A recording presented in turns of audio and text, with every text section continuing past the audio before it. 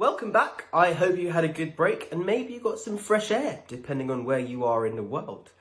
Let's carry on with our conference. Our next speaker, Kieran Towie, has over 20 years experience working as a data scientist, delivering data-powered solutions to large global and domestic clients.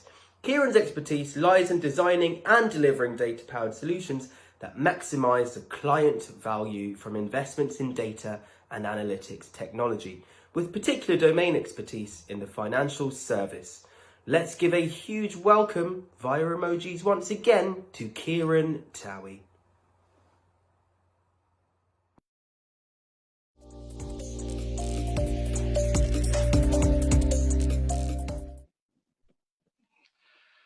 Hello and greetings from sunny Dublin. Good afternoon, good evening, or good morning, wherever you may be. My name is Kieran Towie and I lead KPMG's Applied Intelligence practice. And by applied intelligence, I mean the practice that houses our data engineering, data science, machine learning, and AI capability.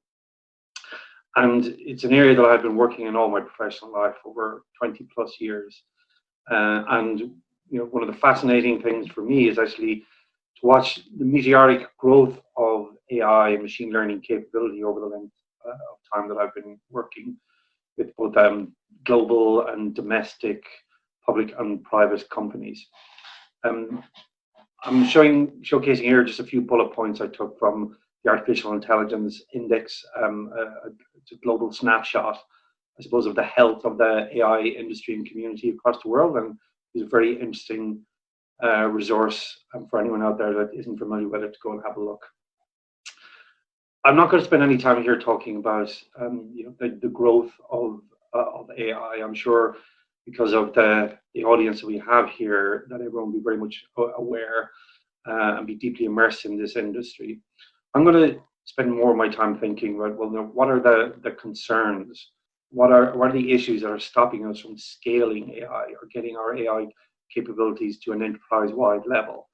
And my argument is going to be that it's fundamentally based on trust.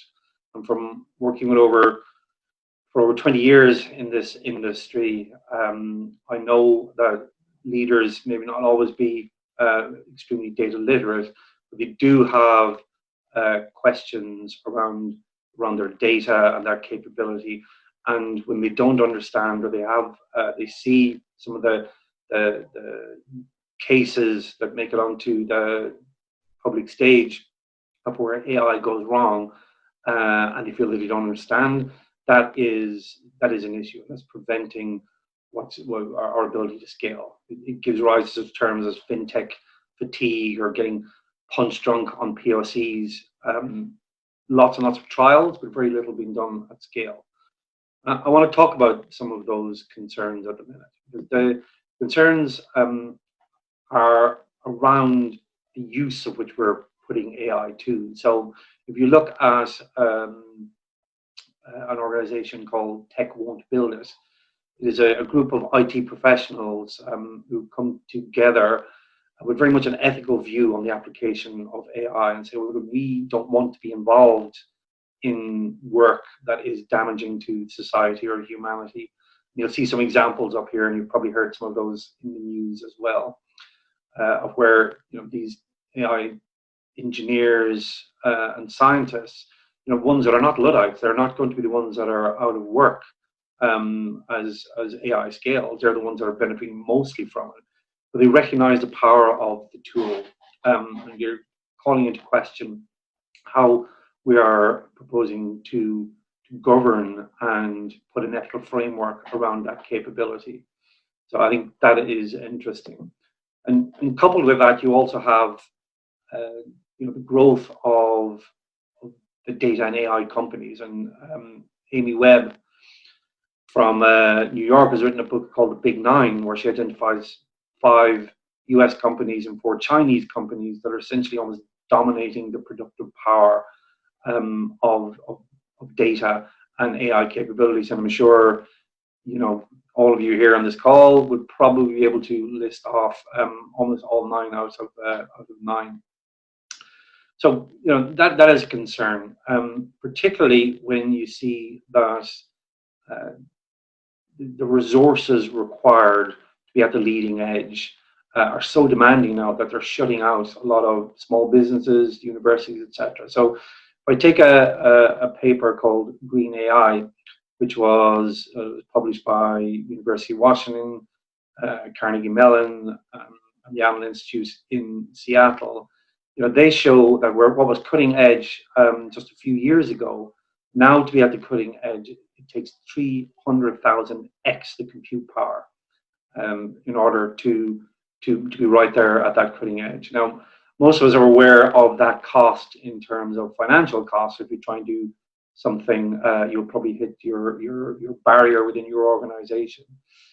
We need to think about it more wider than that, because the global ICT industry is projected to use 20% of all the world's electricity by 2025, outputting about 14% of the carbon dioxide, which is greater than the aviation industry and greater even than Japan, which is number 5 in the list of global polluters. And so much of that has been driven by the pursuit of accuracy. So we're going to get more and more and more accurate AI capability. Very little thought has been given to efficiency, or how to do more with less. So we look at that same paper on Green AI. The authors looked at some of the 3 major AI conferences and just started to understand, what was the pursuit. It was mostly accuracy, efficiency, or both. And as you can see, accuracy is what dominates. And I think that's too simplistic a metric for us to be concerned about now.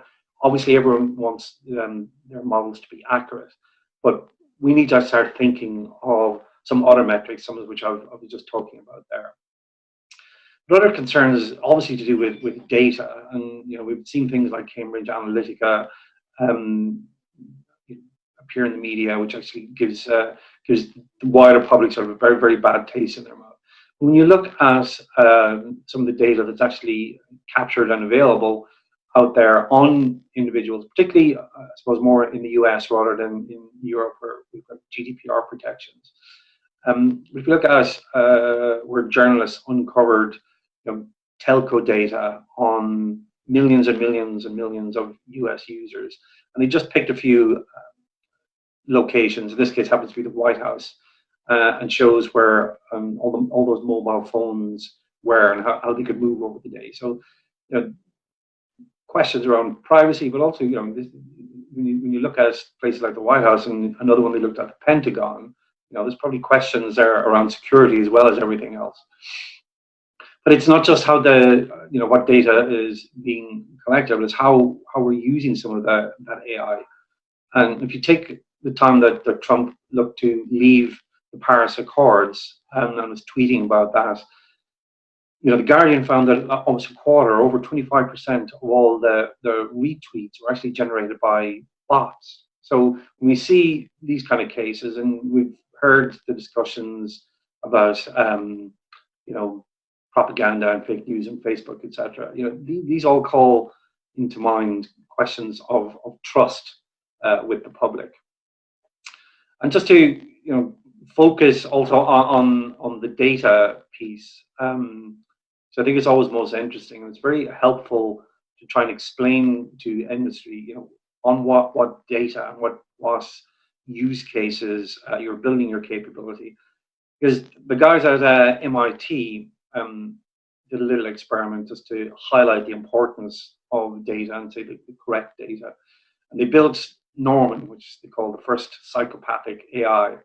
And the way they did that is they took a series of Rorschach tests and went to Microsoft's COCO repository, which basically is, let's say, standard normal human beings interpretation of a Rorschach test.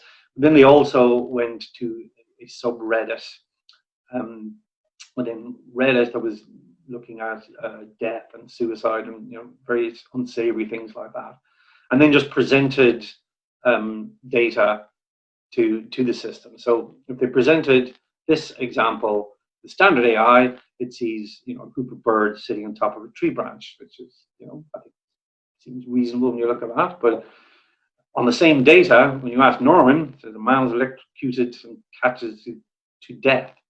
So it's it's just maybe an amusing little aside, but we've seen many cases where the data on which our AI has been built kind of narrows in its application. There are many other examples I'm sure you can all come across, but these are all issues that we need to be concerned about. And what it says to me is that we need a much more multidisciplinary approach, and we need more metrics in which to judge our success. But fundamentally, we need to bridge that trust gap.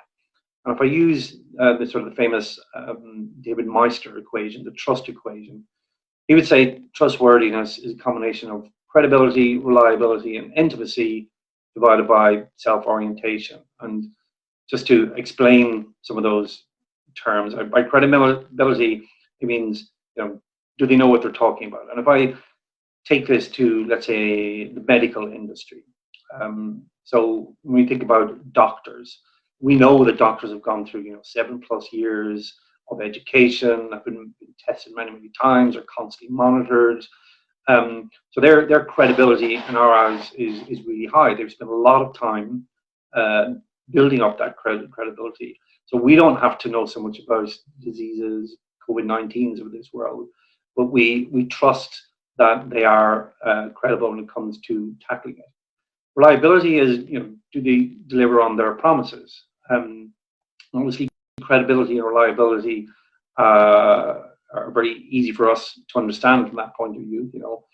In terms of higher credibility or the higher your reliability, the more trust you have.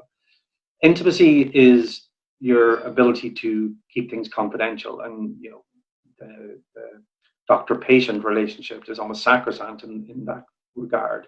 So that ability to trust that your data is being properly used, I think, is fundamental. But what brings it all down then is self-orientation. So by self-orientation it's that what's in it for me piece. So when you see situations like a doctor, you think they're actually bound by their Hippocratic oath. Their orientation is towards helping you. When you hear, if I take the example now in the AI and data side, when you hear things like the Cambridge Analytica situation, or you hear where your data is being used for purposes other than what you'd signed up to, the level of trust, particularly in the ICT and AI industry, is quite low, mostly because of this self-orientation aspect, I believe, because we can see that there's a rush to create this capability and almost dominate this capability by certain companies, maybe going again back to that big nine. And these are issues that we're going to need to solve if we're going to see more global adoption of AI. And it's sort of well recognized by CEOs and by leaders in public services. Trust is fundamental, and how are we going to get to that level of trust? I would just say there, the era of self-regulation is over. Time to have a sheriff in town. And in the EU, there are working groups that are very much focused on AI for good and how to govern and manage AI, as there are in the US. And what I want to contribute is that I think that what we need to start thinking about now is less of that POC culture, less of that build it and see will it work culture, but actually think more about how am I going to scale from the start. If I'm going to scale from the start, I need to build up the trust. And I think the areas of trust are around resilience, integrity, explainability, and fairness. And I imagine others in this conference are going to be talking about explainability and fairness, resilience, and integrity. And I won't spend much time on it here. But essentially, what I'm saying is we need a framework whereby we can have a set of KPIs and a set of metrics that allows us to understand both the data and the development of our AI capabilities and how it's actually used in the real world. And that framework and that monitoring and that control that we put around AI, that's what's going to build the level of trust, because now a business leader or public services leader can understand not only how we have developed this capability, but where to work, but also that it's not just a black box, and that we're actually monitoring and understanding what's going on, and we're able to act or intervene before things get out of hand. So let me leave you on that point. I think the key issue, as I said, is trust. Trust is what's going to help us to scale, and we can actually measure trust in many different ways. We need to spend some time actually focusing on that, both the data and the capability. Thank you so much. Now, our next speaker is the head of AI at Comtrade Digital Services, a provider of software engineering services and solutions. He is responsible for overseeing the delivery of AI projects and the company's AI-related R&D activities. Prior to joining Comtrade, he was the director and CEO of Ectimo. He's got extensive experience working across businesses who are early adopters of AI across various industries such as finance, insurance, technology, and retail. Let's welcome Boris Sergol.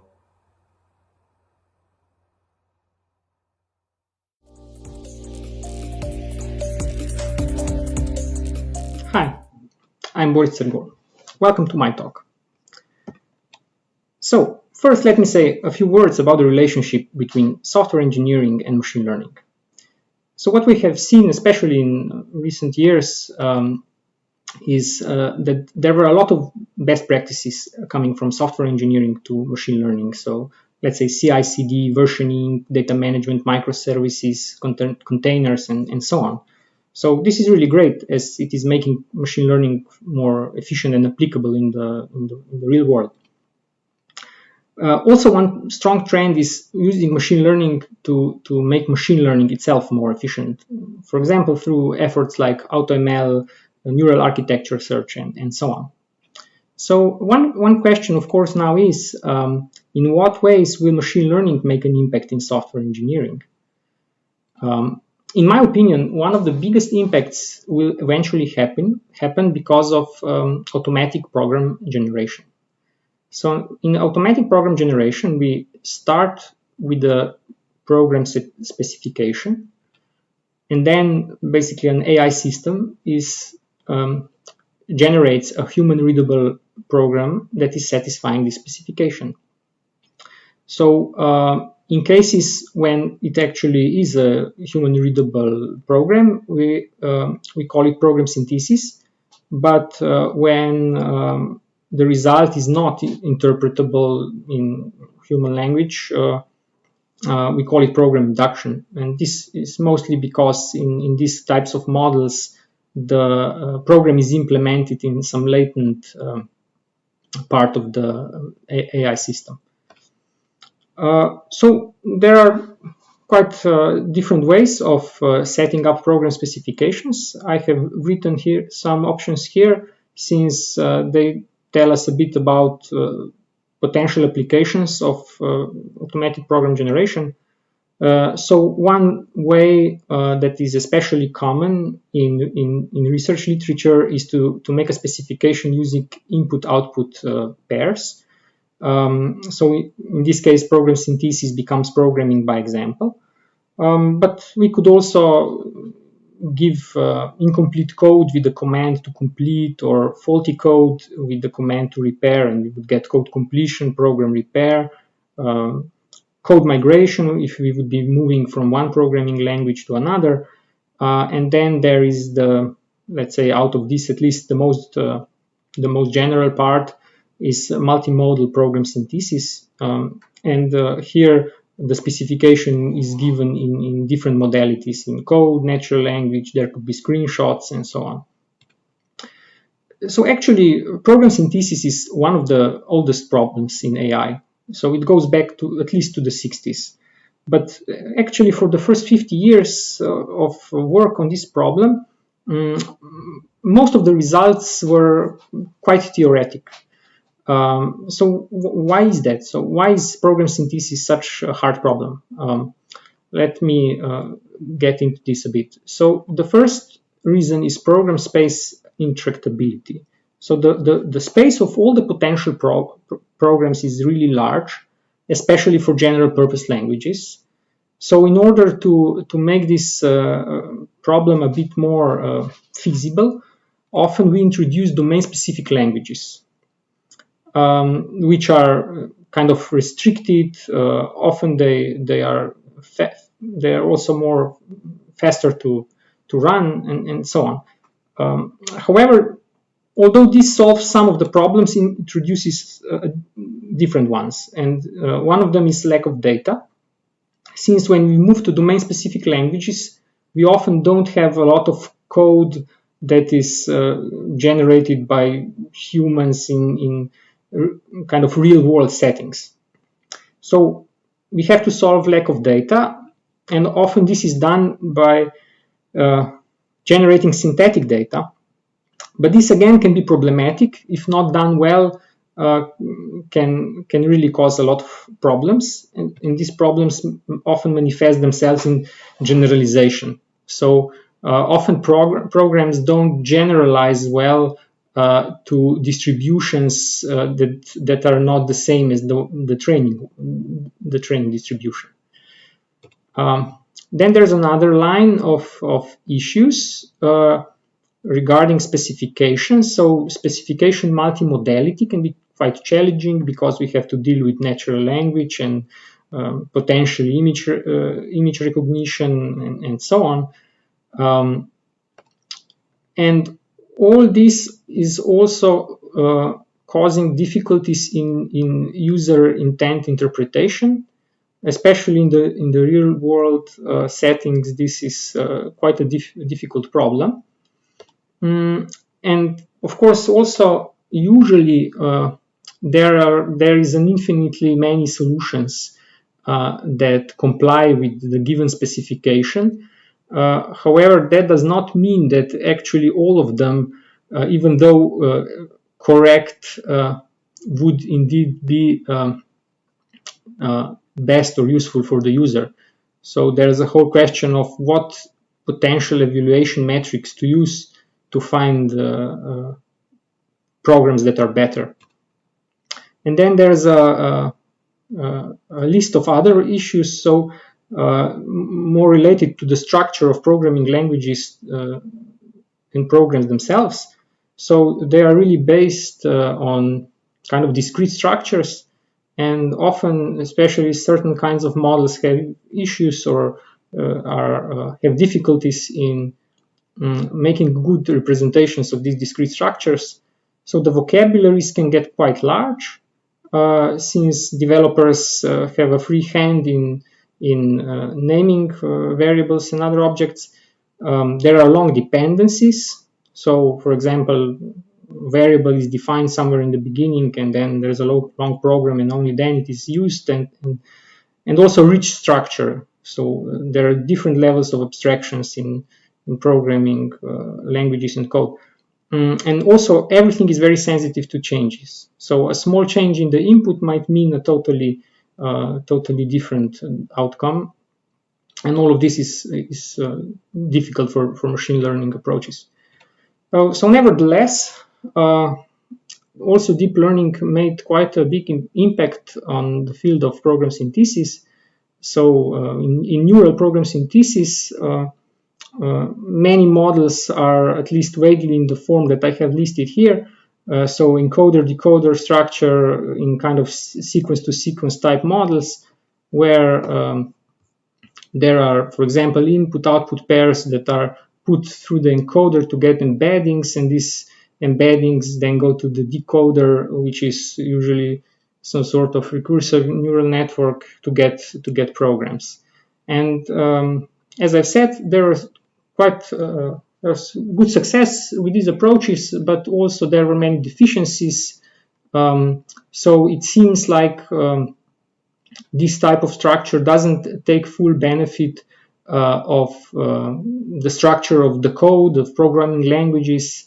There are questions also about issues with generalization beyond the training distributions, how to make good discrete representations. So quite a lot of issues, and This is why in program synthesis, actually two machine learning paradigms meet, so neural and symbolic. So both have a long history. A lot of that history is in many ways antagonistic.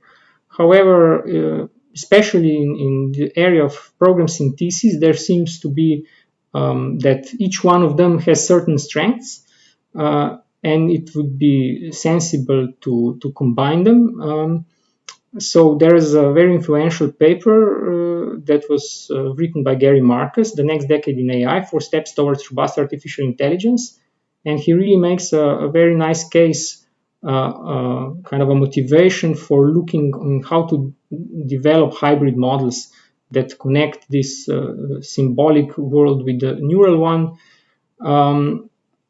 But actually, in program synthesis, this is something that has already been happening. So I have a few examples here how these hybrids can look. So this one is from the paper Counterexample Guided Neural Synthesis. So what we have here is there's a specification in logical language, and then we use a symbolic solver to generate examples, input-output examples, on which a neural network trains and then generates candidate programs. But each of those candidates has to go through the verifier, so which is again a solver that checks whether it really is a compliant program, and then this is how we get the result. So this is an example of an interplay between symbolic and neural. And this is another one, learning to infer program sketches. So this one is motivated by patterns that are used by human programmers who usually kind of, when working, combine patterns that they have learned with explicit reasoning.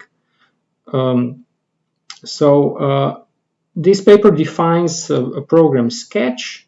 So this is kind of a schematic outline of the full program. So it's not a full program, but has certain pieces missing. And then what happens is that a neural network generates these candidate sketches, and then the sketches are converted to full programs by filling them up using symbolic synthesis. And also the kind of, at least in this paper, it's a nice result that the division of labor between neural and symbolic parts is not fixed, but it's dynamic and is basically determined through learning. So another area of very active research, and I think very promising, is applications of reinforcement learning in program synthesis. So as I've mentioned before, that space of all the potential programs is very large. So methods such as reinforcement learning at least seem to be useful. Here I have an example that I think will be quite influential going forward. So we have a write execute SAS program synthesis with REPL. So basically this is again a paper that takes motivation from how basically people work with code. So people often, when they're programming, they do it in a trial and error way. They have an idea, they write the code, and then they check whether it really is working as they thought. And basically this is how this model operates as well. And also they are inspired by the AlphaGo architecture. So what we have here is that the policy proposes code that should be written, and then value function evaluates the prospect, so the longer term prospect of that code. And in this case, this interpreter that basically is run each time is kind of, it bridges the gap between the syntax and the semantic part of the program here. So this is quite a difference, for example, from that initial neural architecture that I've mentioned, because that one was dependent only on syntax of the language, but now this one here is actually exploring the semantic space of all the programs. And here I have a few more examples of reinforcement learning. So just to go briefly over them, this first one here learns to synthesize assembly code without having needing any human knowledge. So it's similar how AlphaZero learned to play Go. The next one synthesizes a whole library of programs that it needs in order to solve that final problem. Also quite interesting. And the last one has a usage in the testing field of software engineering. So it's about learning an agent that can do fast testing of compilers. So basically an agent that is capable of generating programs in the hope of finding such that they break the compiler, and obviously we can discover a fault. So let me discuss briefly some commercial solutions also. So it's still a bit early for program synthesis in this regard. However, certain big tech companies have offerings that incorporate elements of program synthesis. So for example, probably the most well-known one is flash fill in Excel by Microsoft. And then Microsoft also has Prose that targets more data wrangling aspects, and IntelliCode is doing a bit of code completion, code suggestion. And Aroma and Code Guru by Facebook and Amazon are similar. I have a question mark here with Google because I know that they're very active in research in this area. So I suspect that at some point they might have also very interesting tools to deploy. And also here are some startups in this area. So the upper four are doing code completion in one way or another. So Synthetic Minds is generating code for smart contracts, Trifecta for data wrangling, DivBlue for testing, and Wizard for user interfaces. And that Micropsy Industries is interesting because they are generating code or programs in a bit different way. They have robots watching people doing tasks and learning from that. Here I have just a brief mention of a very interesting paper by Google. As I've said, they're really strong in research in this area. So they've built a programming by example system that is capable of synthesizing tensor manipulation programs from input-output examples. So I like the quote that they've made in the paper: TF Coder often produces solutions that are simpler and more elegant than those written by TensorFlow experts, including the authors of this paper. So we see kind of a closing of the loop. So we have basically machine learning models influencing software engineering, which is basically about building other machine learning models. However, there is a whole aspect to program synthesis that goes, I would say, quite beyond even software engineering, towards areas related, at least in some way, to more general forms of AI. So here is a nice paper that is about basically synthesizing programs by watching videos. So here I think it's from the Wisdom environment. So an actor moves around in this environment, and the model is capable of turning these actions into code. And regarding more general forms of AI, François Chollet published a very interesting paper on the measure of intelligence, where he proposed a new benchmark that would try to measure a bit more general so qualities of intelligence in AI, and program synthesis is seems to be quite an important part, at least in his view, in this regard. So definitely, it's an area that will have that is very interesting to look at right now and working. However, also one that is associated, I think, with quite a few risks.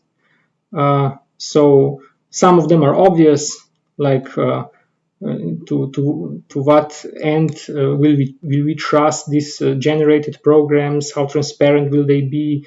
However, I think it's very important also to ask ourselves the problems in judging user intent. So at least at current state, all the programs, all the models are focused only on making basically code work according to loose specification.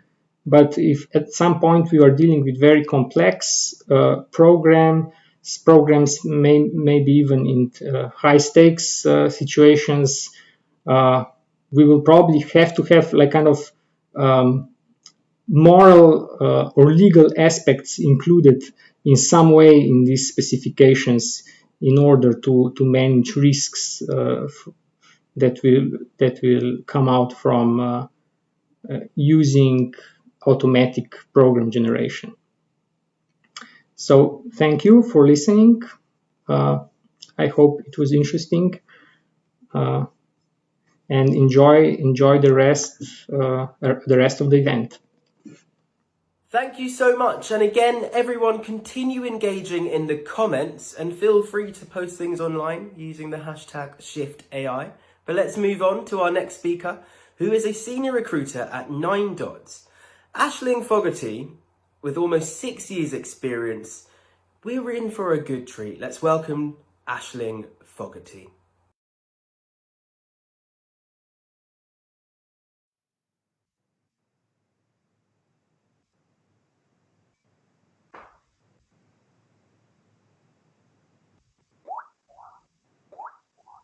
Hello, everyone, and thank you for tuning in to Shift AI, and thank you for still being with us after all that's happened. Now, something a little bit different. We're going to do an interview with Ashley Fogerty. Ashley, say hi. Hello.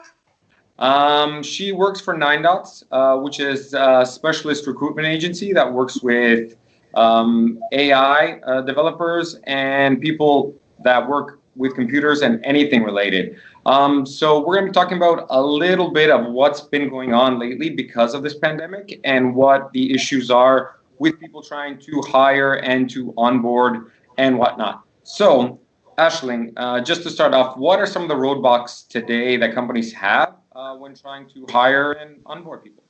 Sure. I think at the moment the current situation has kind of enforced companies, if you like, to adopt to hiring and onboarding remotely, and not every company is used to something like that. So I think the first roadblock really is companies getting their heads around this being a very different process. Now, it's a different process for everybody involved, and candidates interviewing and joining new companies. It's a bit of a different experience for people who aren't used to it or who haven't done it before. So I think with that, you need to take some time to recognize what's going to be a little bit different. So the roadblocks that can come up will very much be identifying what do we need to change, what do we need to perhaps adapt as part of our interview process and onboarding process, and making sure that you're planning to set yourselves up for success in the best possible way. So I think mostly it really is about it being a new experience for some, and in a way some companies maybe not knowing how to best move forward if it's a completely new experience for them. Okay, so you're very specialized in technology companies. technology companies do have an advantage here, as a lot of them can easily do things virtually, just like we're doing this conference right now. So what is sort of, if you're a technology company and some of them are even hiring, even at the same speed as before and whatever, how do they start with like the hiring process? What are their first steps that would be different than a normal, in-person sort of hiring process? Yeah, for sure. I think the first thing is to plan, like plan everything. Even to the point where you could map out what your current interview process looks like. How many stages, who does certain interviews, how long they take. And having that as almost like a roadmap for what your standard process looks like is quite helpful, because then it allows you to identify things that may need to be changed. So, for example, some interviews, if they're usually done in person, would be a different experience doing them virtually, like whiteboarding sessions, for example. So I think planning as much as possible really allows you to move forward better. So in that sense, once you've identified what your standard interview process looks like and what areas you may need to slightly change or tweak just so that they're remote friendly or video friendly, that's really kind of the best way to start. That's your best foot forward. Identifying, for example, I'll just take whiteboarding as an example. What technologies might you need to use now that you wouldn't have had to use before to allow for your interview processes to move forward? So really, the more you plan, the less mistakes or the less surprises that might come up in the future. And it should allow you to move an awful lot more smoothly than going on the fly or just trying to figure things out as they come up. Spending that time at the very beginning to figure things out from the start is really kind of the ideal way to move forward. Cool. So that being said, you mentioned whiteboards. Also, so what are some of the things, like specific topics we can talk about that people need to think about now? You said whiteboards, there's things like pair code programming, and also the entire sort of environment. How do we get people, so when we interview someone, they usually come to the office. So all these sort of in-person things, how do companies that are trying to hire, how should they do this in this sort of remote first world? Yeah, so if you take an in-person interview or an office environment interview, usually you're going to meet a few different people. You might have a tour around the office, if it's somebody who's kind of coming close to the end of their process. Just because we can't do things in person at the moment doesn't mean that we have to lose the human connection. So some of the general rules of thumb would be, when looking at remote interviews or virtual interviews, the first thing is be on time. You don't want to have a person sitting in a virtual meeting room for 10 minutes or so wondering who's going to turn up. So I think being on time, being punctual, ensuring that the environment that you're conducting the interview from is, distraction-free as best as possible. And, maybe you have a room that you can pop a sign on the outside of the door to say an interview is in process, but eliminating as many distractions as possible is hugely important. If you're conducting an interview, you want the person on the other side to really feel that you can hear them and that you're listening to them and that you're not getting distracted by things in the room. And even though we can't always control pets and children wandering into rooms, the more you do to kind of eliminate potential distractions, the better. In terms of the office space, not necessarily being able to see the office space as you would do in an in-person meeting, that's an interesting one. We kind of felt that if you had some photos, for example, from various company events or office events that you could put together in a slide deck, that's really handy to show people what the space looks like, and this will be where you'll be based when all of this passes. So the more kind of tools that you have at your disposal to be able to show people what the space looks like, the better. Another really, I suppose, really important one is going to be having people available to answer questions. This could be a very new process for some people. Maybe not everybody has done a fully remote interview, and they might be nervous, and there might be things that they they feel they didn't get to ask or they forget about. So I think having somebody available, on the team that they could be joining to be able to answer questions and things like that would be very, very useful. Like ultimately, you want to make this as seamless a process as is possible. Over communicate absolutely everything. Uncertainty is a really popular word right now, but I think a lot of people feel, maybe a little bit insecure. They could be in a situation where they need a job. So the more you can communicate and keep them in the loop about what's happening in their process, the better. So it's really just about being contactable. Recognizing what your interviews look like and what tools you need in order for them to be able to move forward smoothly. And that kind of ties back to planning all of this from the very beginning. So definitely we have to communicate as much as possible and get people sort of feeling that you're trying to, really talk to them. You mentioned that we should do that through various channels and also set up some sort of like pictures so they can see what the office looks like, what the office parties look like, what the office, meetings look like, so they get a feeling for that company, which is great. I expect that most people do not have that, so it's definitely something to look into.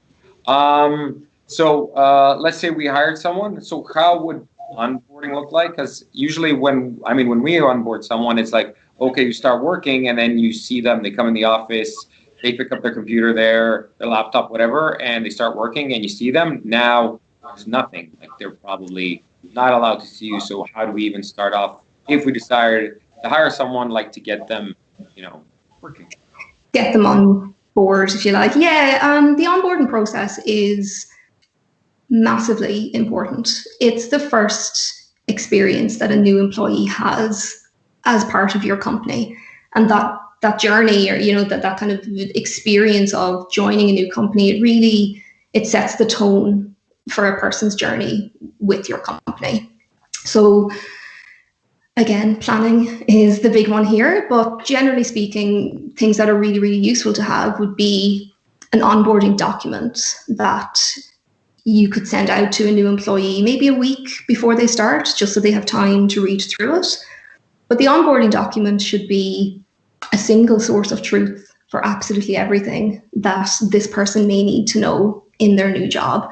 It can include things like a welcome message, here's your role, your responsibilities, this is the team mission, this is who your team are, but also outlining, a kind of a calendar, if you like, of this is what your first day looks like. This is week 1, week 2, 3, 4, all the way up to maybe the first 3 months of a person's employment. What you can expect in these weeks, what you can expect to achieve after a month. Definitely who you need to meet, a little section on who you'll need to speak to when you join. And I think that's particularly important, obviously when we can't meet people in person right now, to be able to connect with people that you will be communicating with pretty frequently in your new role. So what's quite handy is to have pre-populated a new employee's calendar before they join, with meetings with like their hiring manager, different people on the team, or people within other areas of the business who they may need to connect with. Set up video calls with an agenda about what they're going to be discussing. I think that's really important for helping people feel part of a team, when you get to connect with as many people as possible, even if it is over video. It's definitely different, your first day starting a job remotely than you would be in the office. When it comes to the equipment side of things, allow for delays. If you know that you've got somebody starting in maybe a month's time, then make sure you check in, with your couriers, your chosen delivery service, just to see if they're experiencing any delays, so that you can plan ahead make sure that your new employee has everything they need for their first day. Excuse me. The onboarding document then as well should have all the onboarding materials that a person might need. So usually when a person starts their new role, they might have a session with HR, they might have a session with the IT team or finance, or whoever is necessary. So I think ensuring that all of those resources are available in a single place is really important, because obviously it's not as easy now just to shout over to your colleague somewhere to ask them a question. So the onboarding document should really comprise of absolutely everything that a person may need to kind of get themselves set up for success, who they'll need to speak to and what they need to achieve in their role. So that means that a lot more things have to go into planning, as I can expect. Even when we work, when everyone's in the same office, you can sort of, fix things along the way, jump on someone, oh, I forgot to give you this, here you go. And here you have to plan everything, get it on time, have like a data room with all those documents, which I'm guessing a lot of smaller companies don't have. So that's going to be a bit of work, but I do understand that it makes sense for them. Also, I'm guessing so all their like laptops and computers should be shipped to them in order to have it, get it to their house so they can set it up at home. Hopefully it arrives though on time, otherwise they won't have something to be working on. But also, do you have any tips sort of how to do bonding? I mean, usually when you come to a new office, it's like, hey, you meet people randomly, not just the people you have to work with directly. You grab a beer, a coffee, a glass of wine, whatever you do. Mm-hmm. Like we have these virtual like Zoom, Slack, Skype things, but is there anything that you have learned from companies you worked with that works better than others, sort of to get that bond going between people? Because I think that's really important.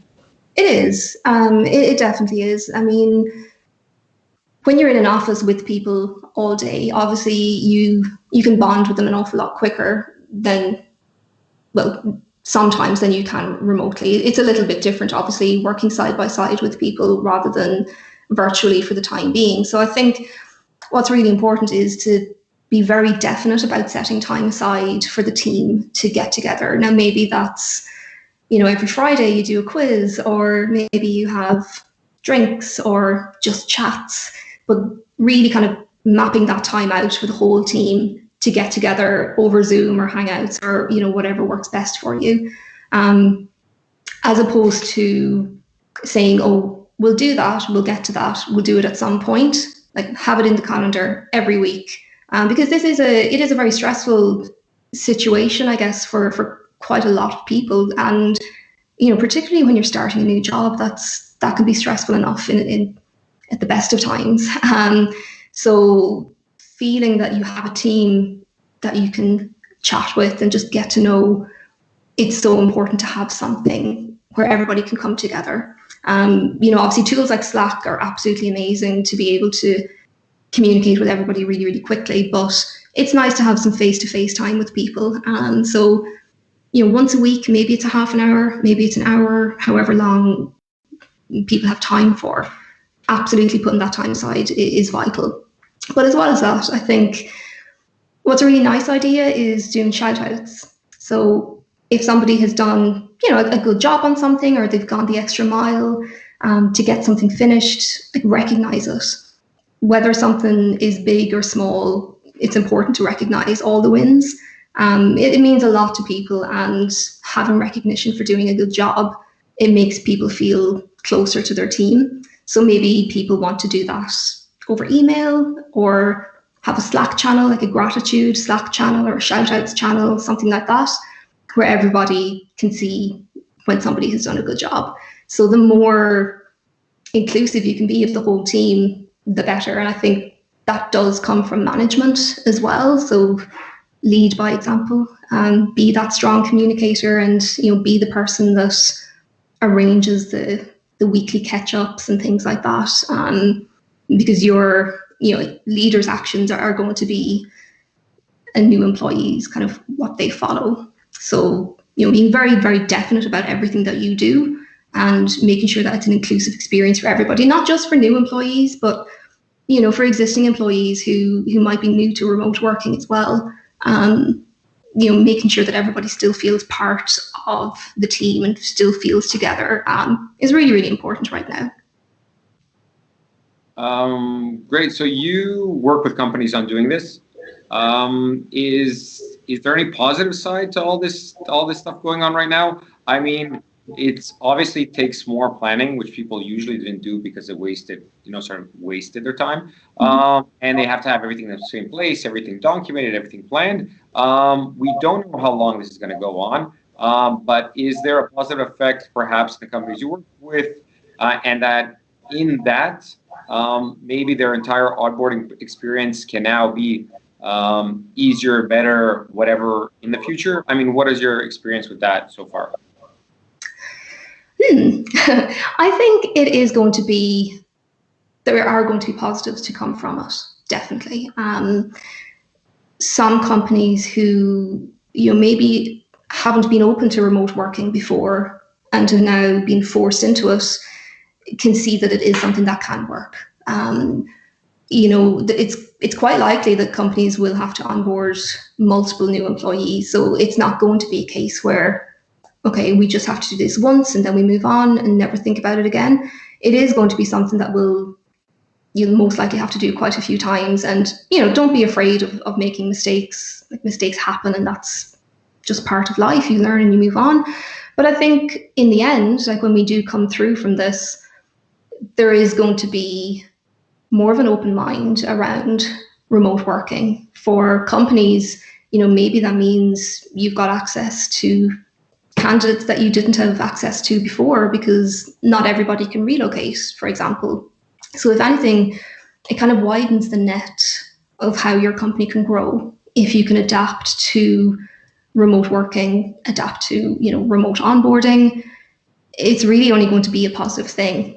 And everybody does work differently. Everybody has an environment that they work in better. Some people are so much more productive working remotely, and some people are better in a team. But if your company is set up where you can have both of those, that's really only ever going to be a positive thing. So yeah, I do think a lot of companies will be that bit more adaptable, or potentially be a little bit more open-minded when it might not have been something that they considered before.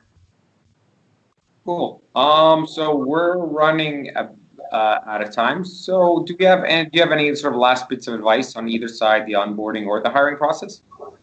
Yeah, I think given the current situation, I do think, be mindful about why we have to do this right now. I think be mindful that some people are quite stressed. This isn't going to be forever, but the more planning that you put into this and the more work, it's really only going to set your company up for success. It's not going to be wasted time. It's just going to help you to move forward that bit quicker.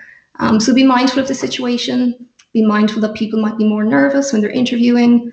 Be mindful that your processes will be a little bit different to what they were before, but it doesn't mean that they can't be successful. Like, humans can adapt to things, and we just have to try and learn if things don't go 100% right the first time around. All right. Ashley, thank you very much. If anyone has any questions, feel free to reach out to her. She will be in the chat, I think, right now. But also, you have her contact information on our website, and you can also find her at 9dots.io. So thank you all very much, and off to the next talk.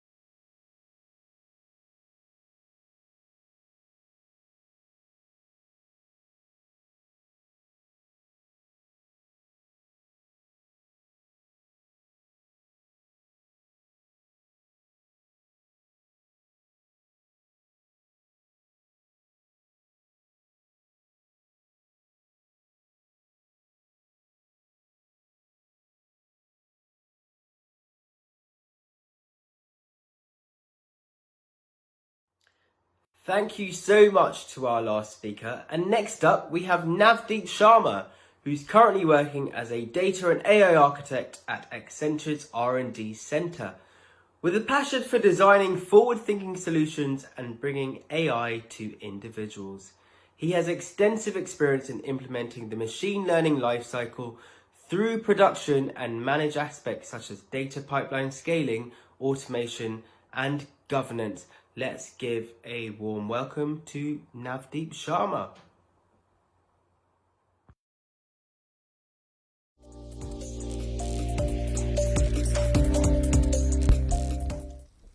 Hi everyone, thank you all for joining.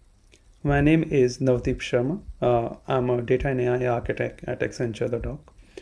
First of all, I would like to thank Shift AI for moving forward with this conference to prove how important and also how effective remote communication can be. Today I'm going to present one of our work in the doc, which is Algorithmic Fairness. The agenda for today, it's not very long. I hope to cover all of it. First, we'll go over algorithmic bias and what is the importance of treating algorithmic bias in today's age. Second, we'll go over some of the definition and key terminologies that we need to know before treating the algorithmic bias. Third, we'll look into some of the fairness metrics that we particularly use as part of our research and development. And then last, we'll go over to the demo of Accenture Fairness tool, which is designed to treat the biases in the data as well as machine learning model. Okay, what is algorithmic fairness? So the very definition of algorithmic fairness should be derived from the business as well as business's impact on individual people. But on a very generic term, algorithmic fairness is a practice that aims to mitigate unconscious bias against any individual or any group of people in machine learning. As we rely more and more on machine learning and data-driven automated decision making, it's important that for any new solution, businesses needs to consider society as a key stakeholder in their process. In designing the solution, or basically looking into some of the fundamental thought process of different data scientists, there are two very contrasting thought process. First, the model summarizes the data correctly. If the data is biased, it's not the algorithm's fault. The data biases are inevitable. We must design algorithms that account for them. So we certainly believe in the second opinion and second thought process, where whenever we are looking into designing any machine learning model using historical data, we take this assumption that historical data does not accurately represent the current society. Moving forward to show some of the examples which occurred in past few years. One of the most popular one was when Google Photos tagged a black woman as gorilla. Google reportedly fixed it, but the way they fixed it, they had to rule out some of the gorilla or chimpanzee tags out of their image labeling technologies. So it gives an example of how deeply the biases are embedded in the data sets.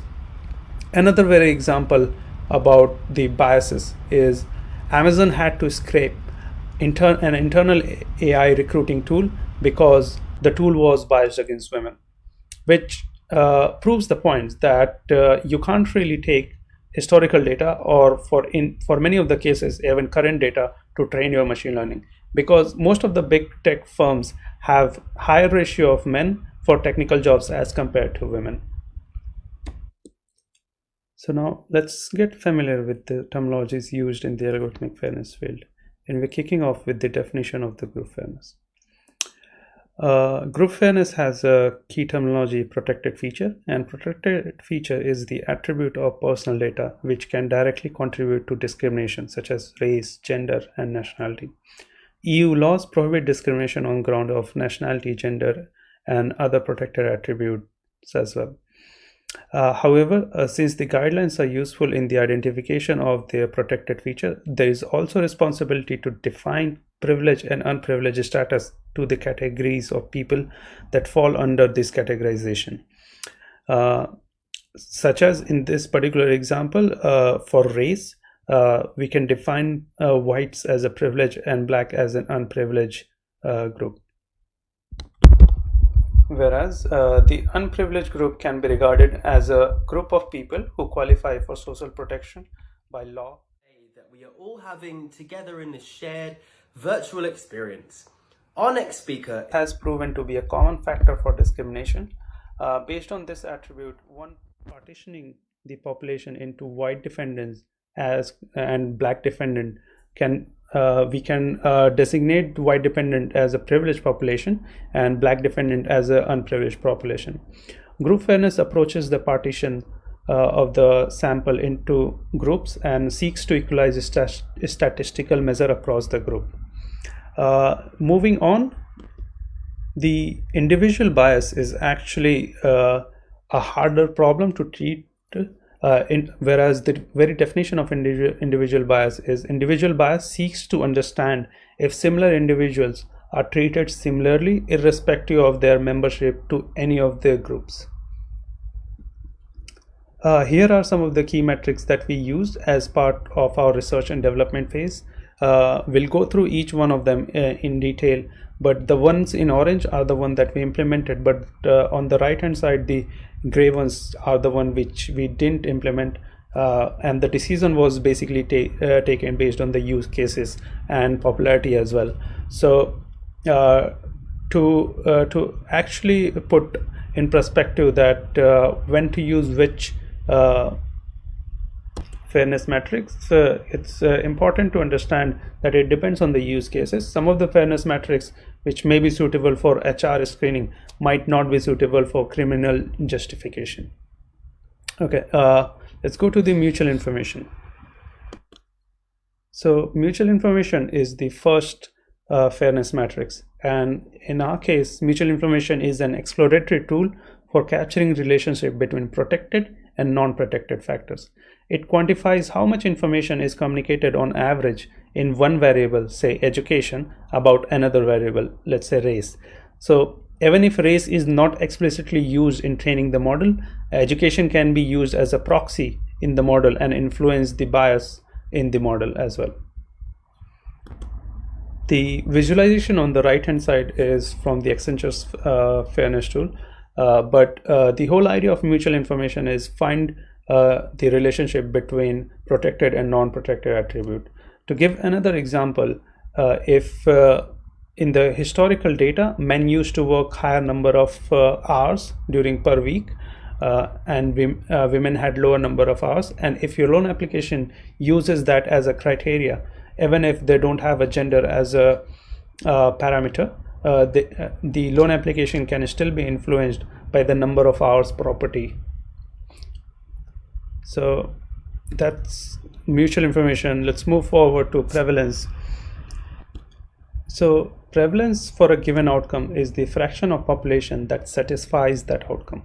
So in the use case where we are considering prevalence for reoffense, it is defined as the fraction of population that has reoffended in criminal records. In a fair machine learning algorithms, we typically calculate prevalence for each of the subgroups of the protected feature, and we then compare two subgroups which is divided into privileged and non-privileged classes, and try to build a ratio between privileged classes and non-privileged classes. If the ratio is equal, if the ratio is equal to 1, then it's completely balanced data set, but a lower ratio will determine higher imbalance in the data. So prevalence is actually the next step in our workflow following the mutual information, as it gives really good understanding if there is any bias exist in the data set or not. So let's move on to the next algorithmic fairness matrix, which is disparate impact. A disparate impact occurs when a selection process has a widely different outcome for different subgroups in the data set. In our example, disparate impact, we're comparing the proportion of black population classified as risk to reoffend as compared to population of white. When we compare these two by fraction, we're calculating the disparate impact ratio, which is very similar to the way we calculated the prevalence. We first calculate the false positive plus true positive divided by total data set. Then we calculate for the privilege group as well, which is same, false positive plus true positive divided by total sample size. The disparate impact ratio, which is 30% in this particular case, is very close to the prevalence, which actually just telling the story that the biases are embedded in the data set. Disparate impact usually has a threshold value of 0.8. So any disparate impact ratio less than 0.8 defines as a higher imbalance in the data set. And it's also known as 4/5 rule. Okay, let's move on to the next algorithmic fairness matrix, which is false positive rate. Calculating parity for false positive rate implies that the false positive rate are equal among the privileged and unprivileged populations. So in this particular example that we have been using, false positive equates that conviction of an innocent. And let's say that we have divided our population into two parts, black and white. Black is unprivileged and white is privileged. If we look at the confusion matrix on the top right, the false positive rate for black population is 0.063, whereas false positive rate for white population is 0.013. In this hypothetical scenario, the false positive rate of unprivileged group is close to 4 times higher as compared to privileged group. We also have the error ratio for a given protected variable. The way error ratio is defined is as a ratio of error in the privileged population to the ratio of error in unprivileged population. Going bit into some of our learnings while we went through different phases of this project, algorithmic fairness requires input from different social elements such as law, non-discrimination law, and it also requires us to continuously monitoring the impact of our machine learning model on individuals' life. It's very aptly written. Bias is feature of a statistical model, whereas fairness is feature of human value judgment. And while we treat the biases in the historical data and we shift towards future and we use more new data, we really hope that there will be much less bias and we will hopefully be moving towards an equality of the system. Looking at some of the technical challenges we faced, metric selection was definitely one of the challenges, and it's always recommended to give higher thoughts on which metrics to consider while looking into treating the biases. And all the metrics are not equal. Obviously, the results are different, but obviously, computationally, they are differently expensive as well. So, for an example, disparate impact is much more computationally expensive as compared to mutual information or predictive parity. Second challenge was academic and industry gap. Academic research has been soaring in past few years around algorithmic fairness, but in the industry, there is no really a tool tools or utility which can treat the algorithmic bias at large scale of the data. Non-binary protected feature such as nationality, we've been taking example of nationality and privileged and unprivileged classes as whites and blacks respectively, but obviously it's a non-binary feature. You can have more than just black and white. You can have Asian and others. Looking into other issues, more than one protected feature, handling that has been one of the constraint as well. So treating the biases in the data by looking into gender, race, and other protected features, let's say salary or address or area of residence. final challenges that we faced was looking into legislation, keeping ourselves up to date, and the general guidelines and recommendation around how to treat biases in the dataset. So let's look into the tool itself. So Accenture Fairness tool actually combines the perspective of data scientist and business stakeholder. Data scientist starts with the tool. They use the Accenture Fairness Python library to import into the Jupyter Hub, which is connected to to a web portal where the data scientist can publish the reports and analyzation of the fairness of the data. And then business users can look at the reports on the web portal, and they can actually make very informed decisions about which variable or which features needs to be treated with bias measurements. Going back, this is particular notebook which is looking into customer analytics data, where we're trying to predict customers with higher salary ranges. So we've broken into the greater than 50,000 versus less than or equals to 50,000, and that's our favorable class is greater than 50,000. In this particular library, the way we import the library is we import the Accenture Fairness and we create a dataset class, and we connect to the web portal, which could be any addresses, and then we download the data. Here are the features which is existent in the dataset at the moment, and the way we are trying to treat the biases, our protected attribute is sex and male is our privileged classes. So let's look into the mutual information metrics that we've gone over. It's similar results to what we've already gone over in the PowerPoint presentation. Obviously, marital status is highly related to relationship, but there are other relationship like sex is related to relationship as well. Then looking into the disparate impact, we can clearly see that the male is more dominant as in greater than 50,000 category as compared to female. So to treat this bias, if we're trying to predict to treat this bias, we at least know now that the number of female samples at the moment is a lot lesser in greater than 50,000. And also, since we talked about 80% of disparate impact, the ratio is 0.3, which is close to 30% disparate impact ratio, which is a lot lower. And by going through each data point, which is the repair level, you can see the changes that needed to be done in each of the data set to fix that bias.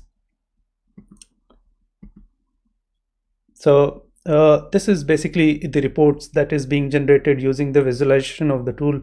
Then you can publish these reports, call it any name, adult data set, and you publish the reports. This successfully gets published, and then you come out to this portal where you should most probably be able to the Shift AI reports, which is just published, and the business user can log in and look into the reports and look into different aspects of your data and treat fairness and take more informed decision for that matter mainly. Thank you so much for being with me. That's pretty much it for my side. I hope there would be something useful coming out of these sessions. You can reach out to me for any questions on navdeep.a.sharma@accenture.com. That's pretty much it. I hope you enjoy the rest of the sessions. Thank you. Okay, moving on, and what an incredible day that we are all having together in this shared virtual experience. Our next speaker is a co-founder and CEO at Status, a Berlin-based data anonymization company which enables companies to undertake safe and efficient data science without compromising the security or privacy of consumer data. Prior to founding Status, he developed ventures in IoT, data science and big data at WhatX, a corporate company builder. He's always been passionate about data-driven innovation that creates value for people and their businesses. He believes in a data-driven present and future, and is sure that we can combine database value creation with ethical business practices. Let's give a huge welcome to Sebastian.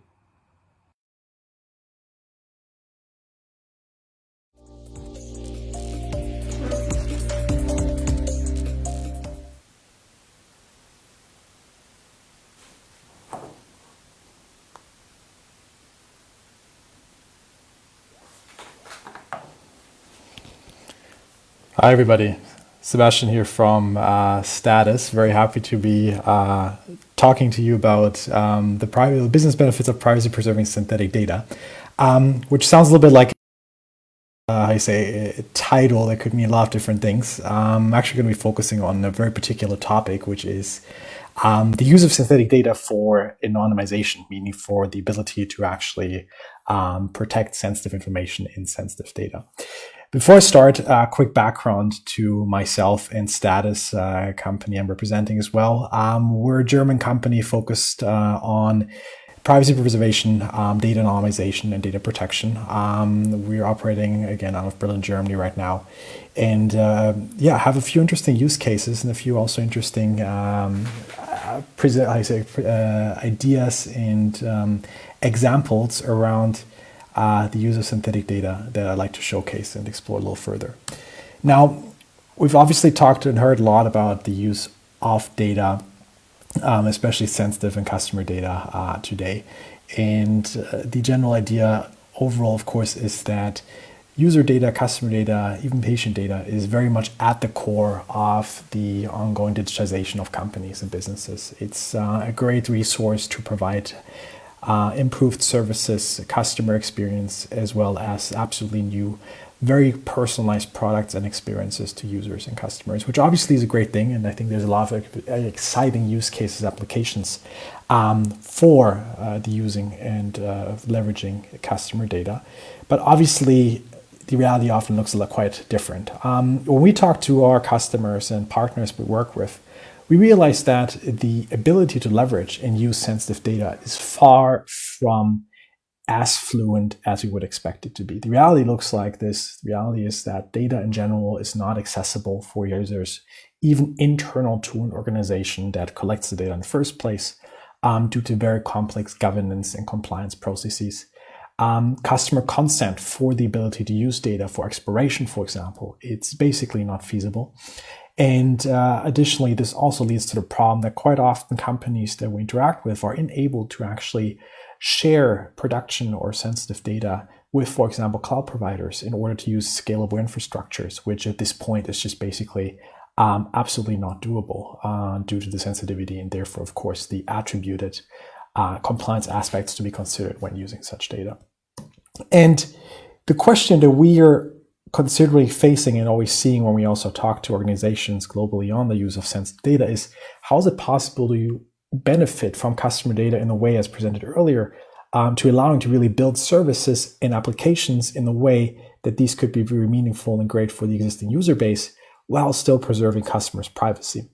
And this is the main question I'd like to focus on during today, in talking a little about the several different approaches towards protecting privacy, and then leading up to the idea of what can be done to actually really protect customer data and still keeping it in a meaningful manner for further analysis and exploration. Now, we've seen a lot of examples in the past where companies seemingly protected sensitive data, with these right now only being a few. But we also see that the idea of data protection is not as trivial as one might think. Because the reason is that data itself has so many unique attributes and unique characteristics to be considered in their entirety when it comes to protecting and anonymizing data.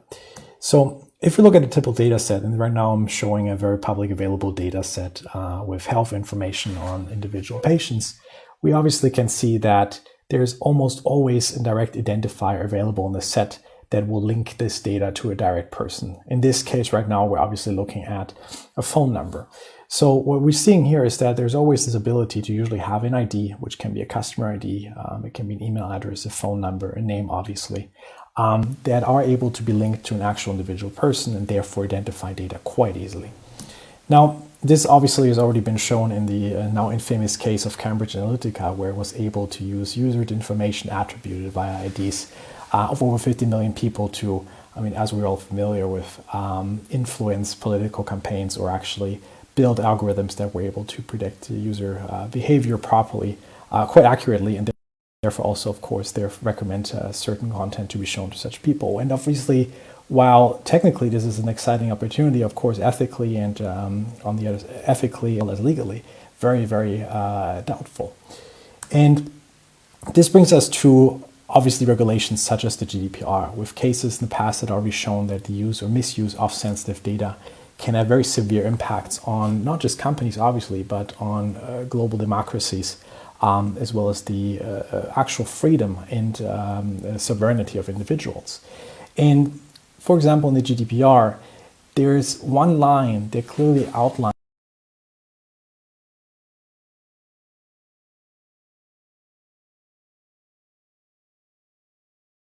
how companies would be able to use sensitive data in a way that does not need them to go through very difficult compliance protocols. For example, when they would want to use data right now, or when a company wants to use sensitive data right now, usually what has to happen is that there needs to be a processing reason attributed to such data, which can be most famously customer consent, but also other potential reasons such as legitimate interest of a company and a few others. Now, this is usually quite difficult to argue for and quite difficult to obtain. And in this case, what we provide and what we support customers in. One second, I'll be straight back. Apparently, we're having some connectivity issues.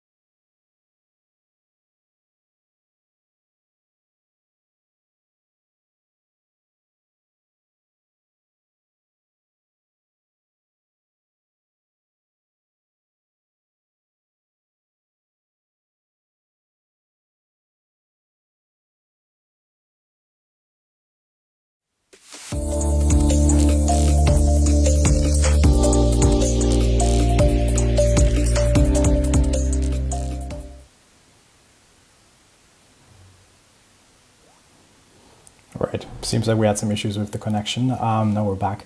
So, as I was saying, there are several different reasons for companies to process sensitive user data. Now, usually this is quite difficult to manage and quite difficult to enable in the real world. So this is why, according to GDPR, there's one very direct way of using data that might be sensitive in a free and exploitative manner, which is the anonymization of data. Now, what is anonymization of data? Anonymization of data means the ability to change a data set to an extent that it does not allow for the re-identification of an individual even with very significant effort.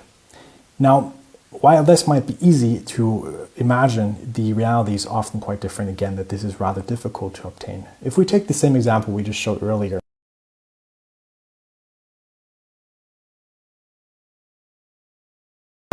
there are certain methods that are quite known to aggregate data sets in order to also obfuscate such called quasi-identifiers, so indirect attributes such as seen here in race, birth date, sex, or zip code, to link back to actual individual people.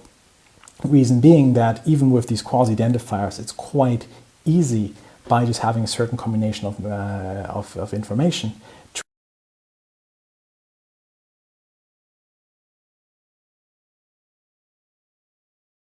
researchers went ahead and had a look at a publicly available medical data set.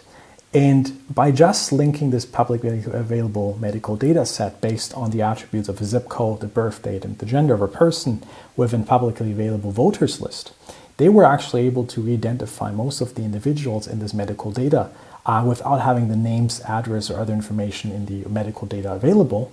But just by connecting these two sets based on these three attributes, they were easily able to link information directly to a public voters list.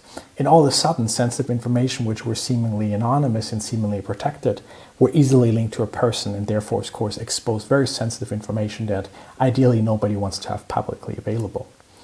And that brings us to the typical problem of data in itself, that even if there's no direct or even considerably indirect attributions, quasi-identifiers present in a set of data, information that might seem very ordinary can, in a very big quantity itself, serves as a fingerprint. So, for example, if we have information here on the headache tracking, it's possible to just, by having enough data points on headache, use this information as a sort of fingerprint and link this back to an actual individual person. There's been a case study or recently released that shows that in car systems, it takes about just 15 minutes of braking patterns to uniquely identify the driver. And this gives you an idea of how information that itself seems not to be relevant and sensitive at all, just having enough of it already provides the ability to link very sensitive information to a direct person by providing serving as such a fingerprint.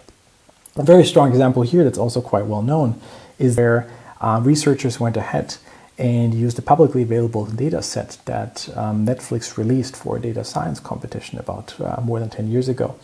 And looking at this set of data, which seemingly was anonymous again, were able to, by just looking at movie ratings of individuals and link this with data from the IMDb, a publicly available database as well, just by looking at 4 to 5 movie ratings a person, they were able to link entries from the Netflix data to a publicly available profile of a person in the IMDb, and again were able to identify over 80% of the individuals by just looking at a sequence of movie ratings. And again, this gives you the idea similar to how data should not be, that seemingly is protected, really isn't. Now, we talked about data protection and privacy, and obviously there's also a different aspect to compliance. If we, for example, look at the example of Strava, a running app that released data on geolocation traces of their users, what was interesting to see that while there were very beautiful pictures of running tracks available in this data, it also accidentally revealed very sensitive information on stuff that ideally was not supposed to be revealed. For example, here in the Saharan area in Africa, running tracks in a very peculiar pattern on a small area actually revealed the presence of a secret military base that was not supposed to obviously be leaked by such a data set. So next to data protection for a privacy concern, we also have the issue that data itself, while not being directly linked to a certain entity, might reveal in a certain way very sensitive information that should be kept compliant. Now, the problems here, or the takeaways we see here, is that first of all, the pseudonymization, meaning the scratching or the deletion of information such as an ID, an email, or direct identification is not enough to protect data.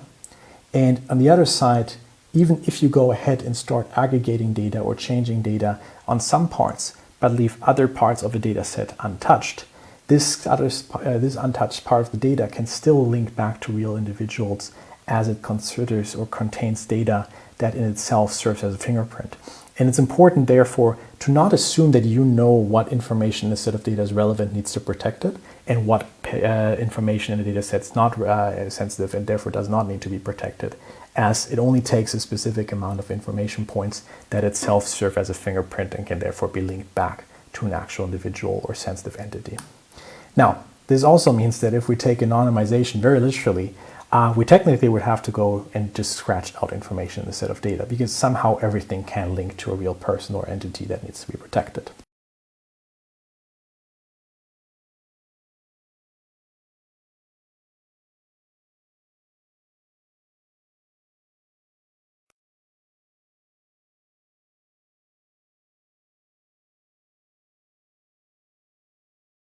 Considered okay, tend to also coincide with the loss of a lot of data utility and granularity. And therefore, we have this problem that we continuously deal with a trade-off between data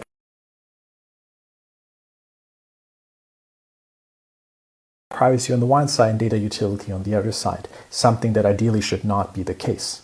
And is this something where, of course, the question comes around, like, is it even possible to protect data properly while still preserving a strong aspect of its original statistical relevance and values in order for it to be processed further? And one ability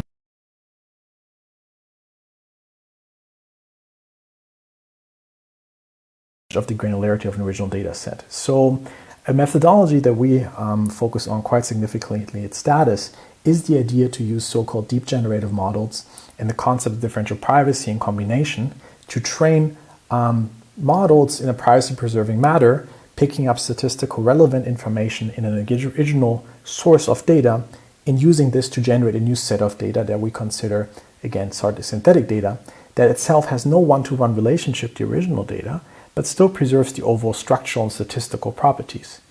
Now, differential privacy itself is a very exciting mechanism. I'm not going to go into too much detail, but the general idea is that it's basically a mathematical definition that, if fulfilled, ensures us that in a query asked to a certain data set, as well as to a copy of this data set minus one entry, results in roughly the same probability of the same result, which allows us to infer that, or which doesn't allow us to infer certain information of an individual being or not being in this, in either data set. But again, I'm not going into too much detail here, but it's a quite exciting concept to look further into. And it has the following advantages. It allows us to, first of all, make sure that we don't have to have any assumptions about an attack scenario, provides a formal theoretical definition on anonymity, and it allows us also to not having to worry about, computational complexity or computational heavy attacks due to a very robust guarantee in privacy. So what does this look like? Now, while we saw earlier that anonymization methodologies that are more traditional tend to change a set of data, what we do here is, again, have a generative model that trained or is trained on a source of original data, which we see in top, and picks up statistical properties and uses this to generate a new set of data that we'll be looking at the bottom. Now, these are only 5 entries out of a larger data set, but what we tend to see, which is quite exciting, that if we compare the top original data and the bottom the synthetic data, trends are picked up almost perfectly in allowing us to compare several different statistical tests on both data sets, resulting in almost the same output. Now, this allows us to, use or provide a method of anonymity or anonymization that, again, combines the concepts of privacy and utility at the same time. And I'm going to skip to these parts because that's not entirely relevant right now.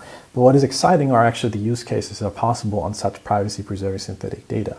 Because where beforehand data was generally not applicable and not available, and where people within corporate entities or even between partners had to go through quite complex compliance and governance processes, they're now able to use data that mimics the original data in an almost perfect way without having to go through these kind of processes, without having to wait for access, and use it for quite a variety of different applications such as statistical evaluations, BI analyses, but also the training of machine learning algorithms where prior there was no data to do so.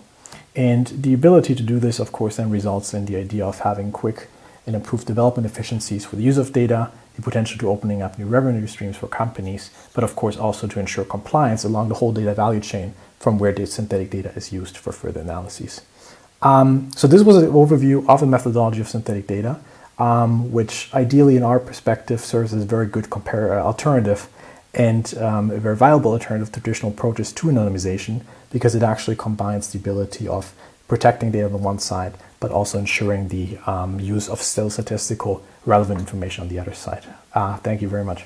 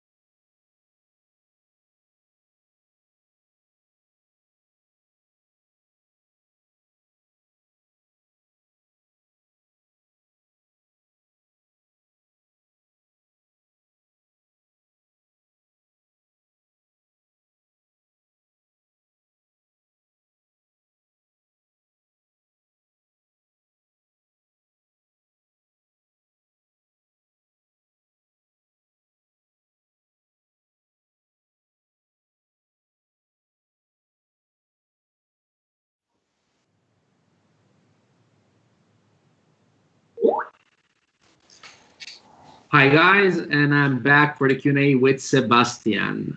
Sebastian, I hope that you're happy with your talk. I'm interested in what would you suggest for companies who want to really guard their customers' privacy in 2010 to do? And does, of course, AI help in the way? That's a great question. I think there's generally a process that we see companies going through when looking at protecting sensitive information they have at their company. First, obviously, is to identify what data do they have. Back for the Q&A with Sebastian. Sebastian, I hope that you're happy with your talk. I'm interested in what would you suggest? Oh, sorry, that's on my part. Sorry. Sorry, I just had a reverb here. So I was saying the first step for companies to work with sensitive data is first, of course, to understand what data they actually have and what data therefore also needs to be protected. So really understanding the overall data landscape within their corporation is important. Going to the further step to obviously then also understand where are they interested in using such data. So this also entails building up the landscape of use cases, access right management within the corporation, and then of course in the follow-up step look at safeguards to protect such data. And this is where the anonymization of data becomes very relevant to make sure that you, for example, can serve your internal teams or analysts with some sort of prototypical data or de-identified data before they actually start working on production data, again, to trim down compliance processes and also the wait times for your internal teams to work with data. And of course, on the other side, protecting your customers is in the same page.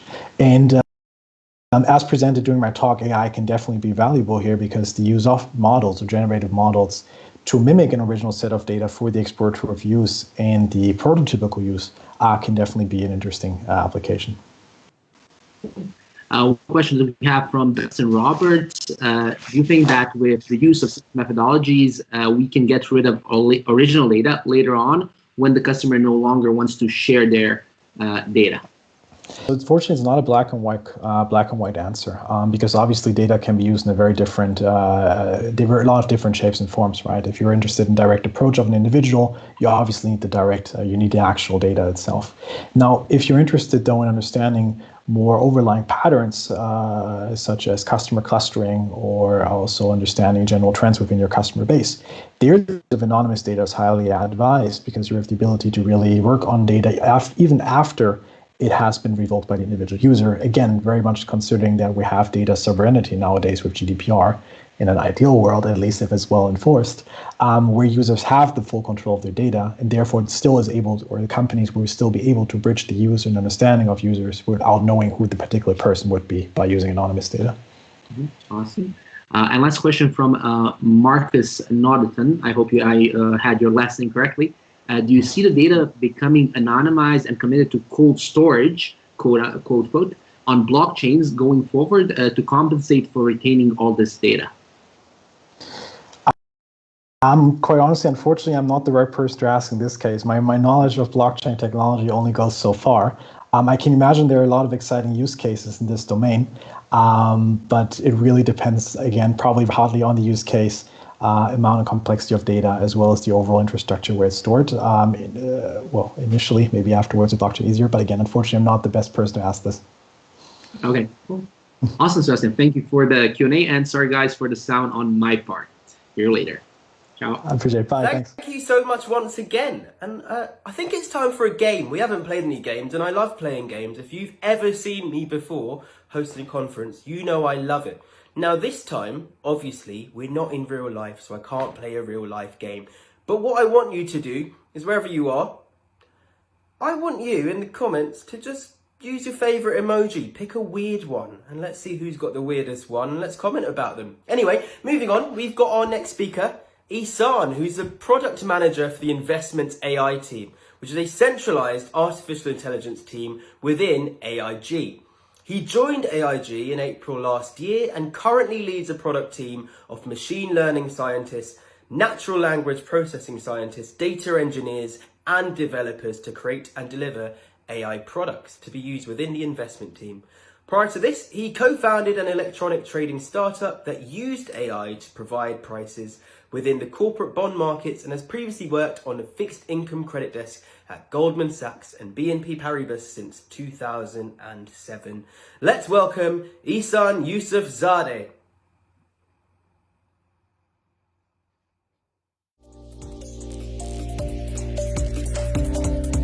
Hi everyone, thank you for having me at the Shift AI conference. My name is Ihsan Yousefzadeh, and I'm an AI product manager for the Investments AI team at AIG. Our AI team is responsible for building and delivering AI products to our users, and this presentation is about building those AI first products. So let's talk about some of the AI applications in our industry. So before I jump in, I'd like to talk about some of these applications. The first vertical is to use AI to generate returns on our portfolio by leveraging big data and alternative data sources. This can mean using natural language processing for extracting signals from news, regulatory filings, and social media. Also for leveraging the use of geolocation data to make smarter investment decisions in real estate, for instance.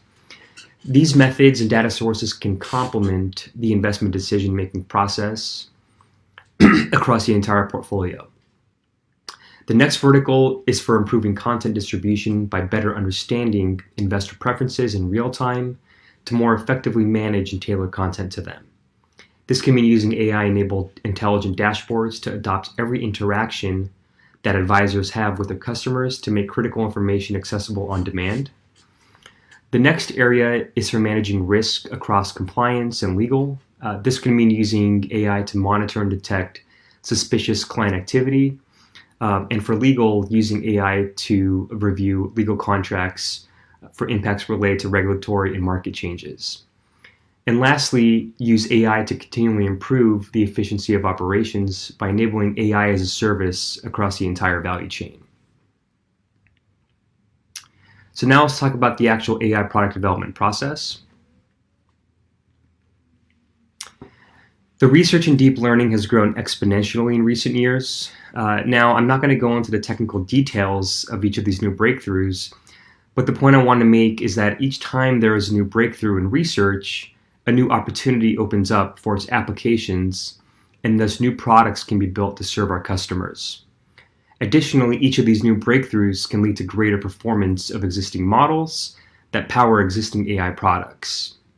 Some of the most well-known applications being LSTMs for natural language processing that give greater context and understanding and memory for text data, using CNNs for their use in image recognition, which is well known, using GANs for generating new data based on your own existing training data, for instance. The growing use cases for each of these applications has spurred the research community to make new breakthroughs at an exponential pace. So let's talk a little bit about the history of our Investments AI team. Our team was originally founded as a data science team in the early 2010s. That was created as a catalyst for evidence-based decision-making. The team linked together data sets from various different databases, and by better understanding the business problems, they delivered insights to the business to make data-driven decisions. As data science became business as usual, the teams began to become embedded within the businesses directly. Deep learning then began to emerge as the next big focus area for us.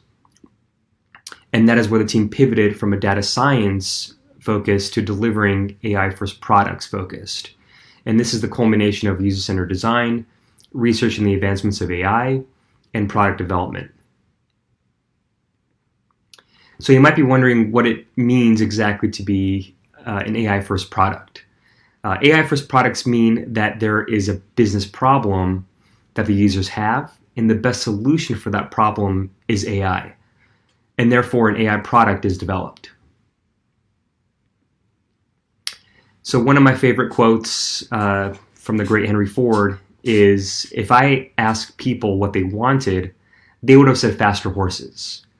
One of the challenges I frequently face as an AI product manager is, how do you create AI-first products when the current user needs that are based on the status quo, whereby they don't fully understand the potential and applications of AI? You know, if Henry Ford had asked his customers what they wanted, they would have said either a faster horse or a more comfortable saddle. But ultimately, the best solution for them was not a faster horse, but an emerging new technology that allowed his users and customers to get to their destination in a whole new manner altogether. This is a similar challenge we face with AI, and what makes innovation as a product manager so exciting, but at the same time so challenging as you're operating in such a state of ambiguity. And now let's talk a little bit about the AI product lifecycle itself.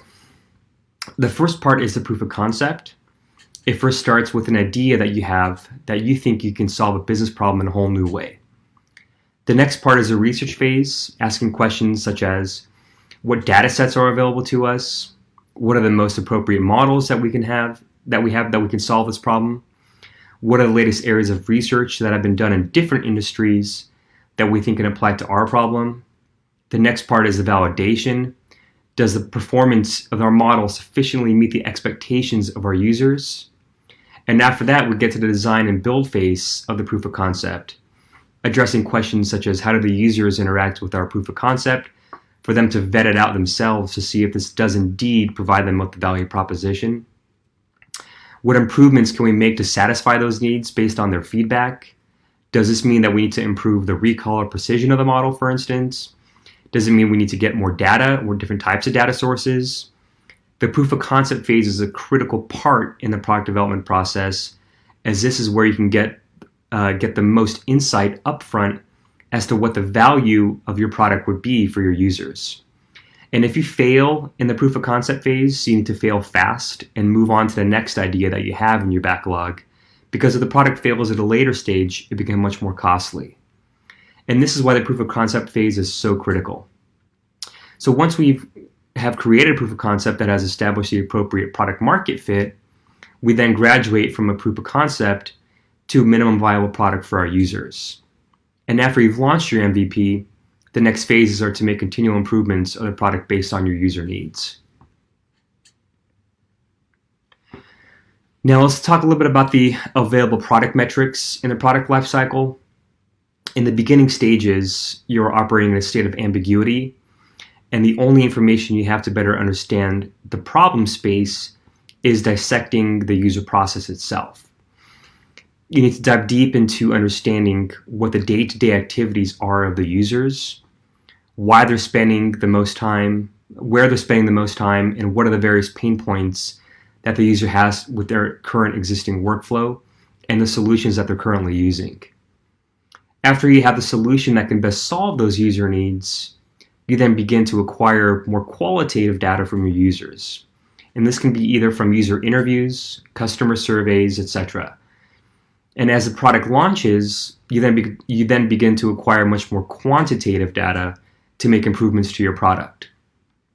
And these can be in the form of capturing user behaviors in the product you created, something such as from activity in the product itself. And ideally, you want to be able to implement a feedback loop with your users such that their feedback can be measured in a way for you to automatically ingest back into your models to make improvements. An example of this might be on the front of the product, you may add a feature for your users to flag if an output of your model has misclassified something. And a common application of this is for email applications, for instance, for when you report an email as spam, and thus in turn giving feedback to the models to improve their accuracy.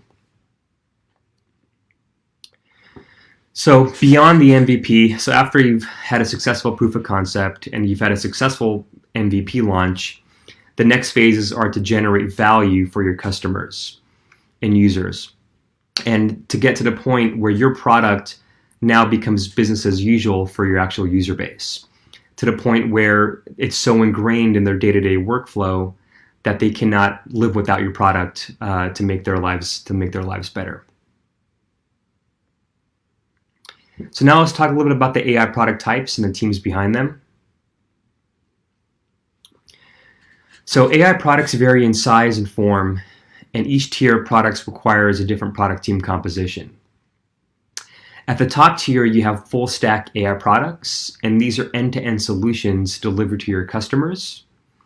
They can be either web or mobile-based products that have a full front end for the users to engage with.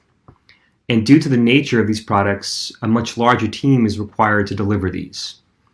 And in the middle, you have your models and APIs data products.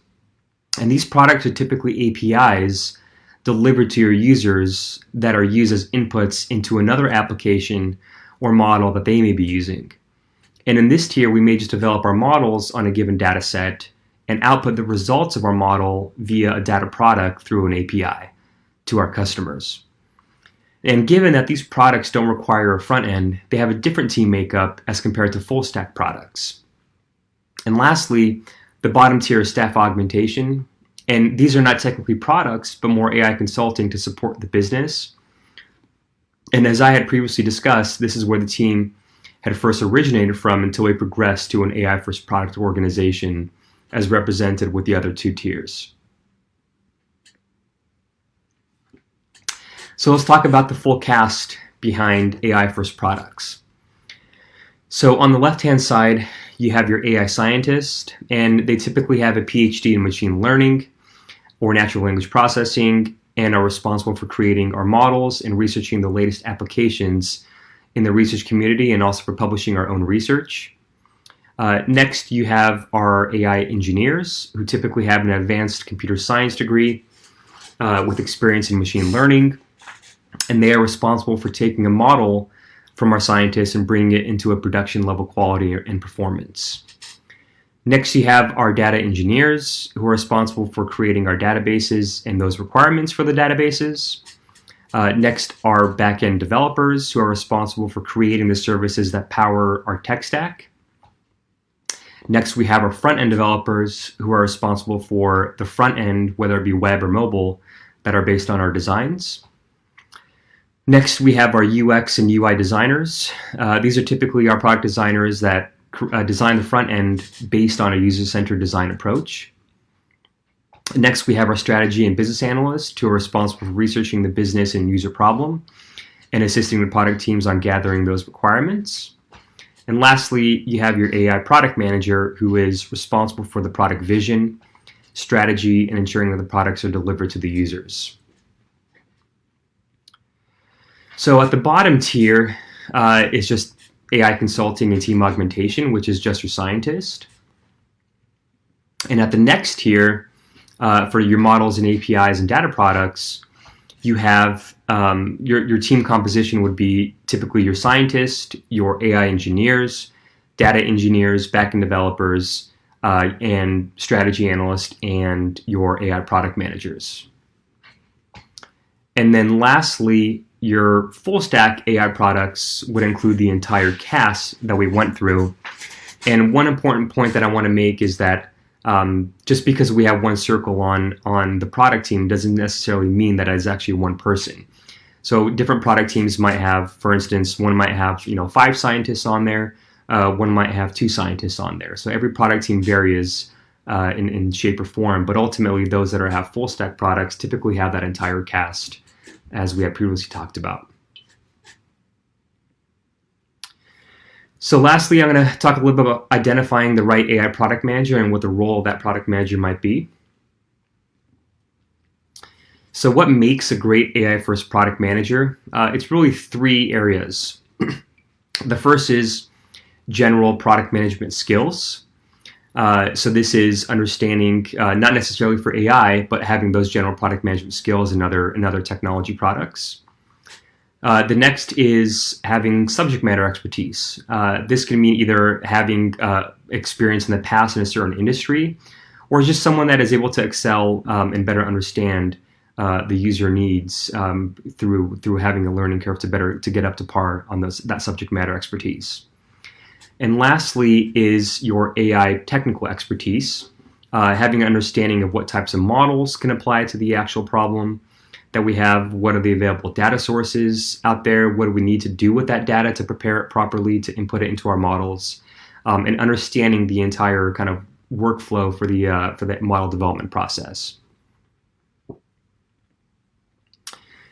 So one common problem is that typically a product team would have a high degree of technical expertise and very little subject matter expertise, whereas your stakeholders and users might have very high subject matter expertise, but very little AI technical expertise. And this dynamic can pose risks to the product, as you could fall into the trap of the 2 teams not fully understanding one another. So that the goal for the AI product manager is to push the AI product team more closer to the stakeholders by getting the product team a little bit better understanding of the subject matter expertise, and ultimately getting your stakeholders and users to better understand some of the aspects of AI and educating them on how AI actually works. And lastly, just some advice we have on finding that AI first product manager, as that is a skill set that's typically difficult to come across. Someone might have a good area of experience in one of the areas, or maybe 2 of the areas, but having all 3 is a bit of a hard find of a person to find. So we think that a general PM can make a great AI first product manager by getting that AI experience on the job and growing into that AI first product manager. We also think the technical folks can become good product managers as well, as they have a deep solution experience to understanding what the solutions are for AI. And lastly, your business generalists who have strong subject matter expertise can grow into AI first product managers if they aspire to better understand some of the product manager roles and understanding how AI has applied into their subject matter. And that is it from me. Thank you for having me at the Shift AI conference. Thank you to Isan for that wonderful talk. Who's having a good time? I'm sure we're all having a good time wherever we are. What I want to ask you, how do you say thank you in your language, your native language, wherever that is to you? Write that in the chat section before we welcome our next speaker, who's a long-time Googler and former Nest employee. He's currently the manager of the enterprise machine learning team in Austin. Previously, he helped a data engineering team at Nest and helped build the Assistant for Kids team at Google. Outside of Google, he teaches machine learning as part of UC Berkeley's Masters in Data Science and is a managing partner of PXN Residential LLC. Let's welcome Peter Grabowski.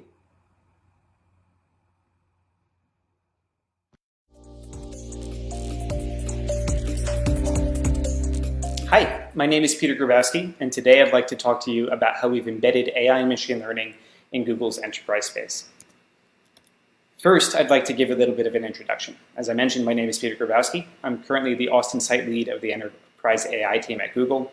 I started out my career managing the data integration and machine learning team at Nest. We were acquired by Google in 2013. I spent a few more years working on the team, then switched over to become the first engineer on the Google Assistant for Kids team.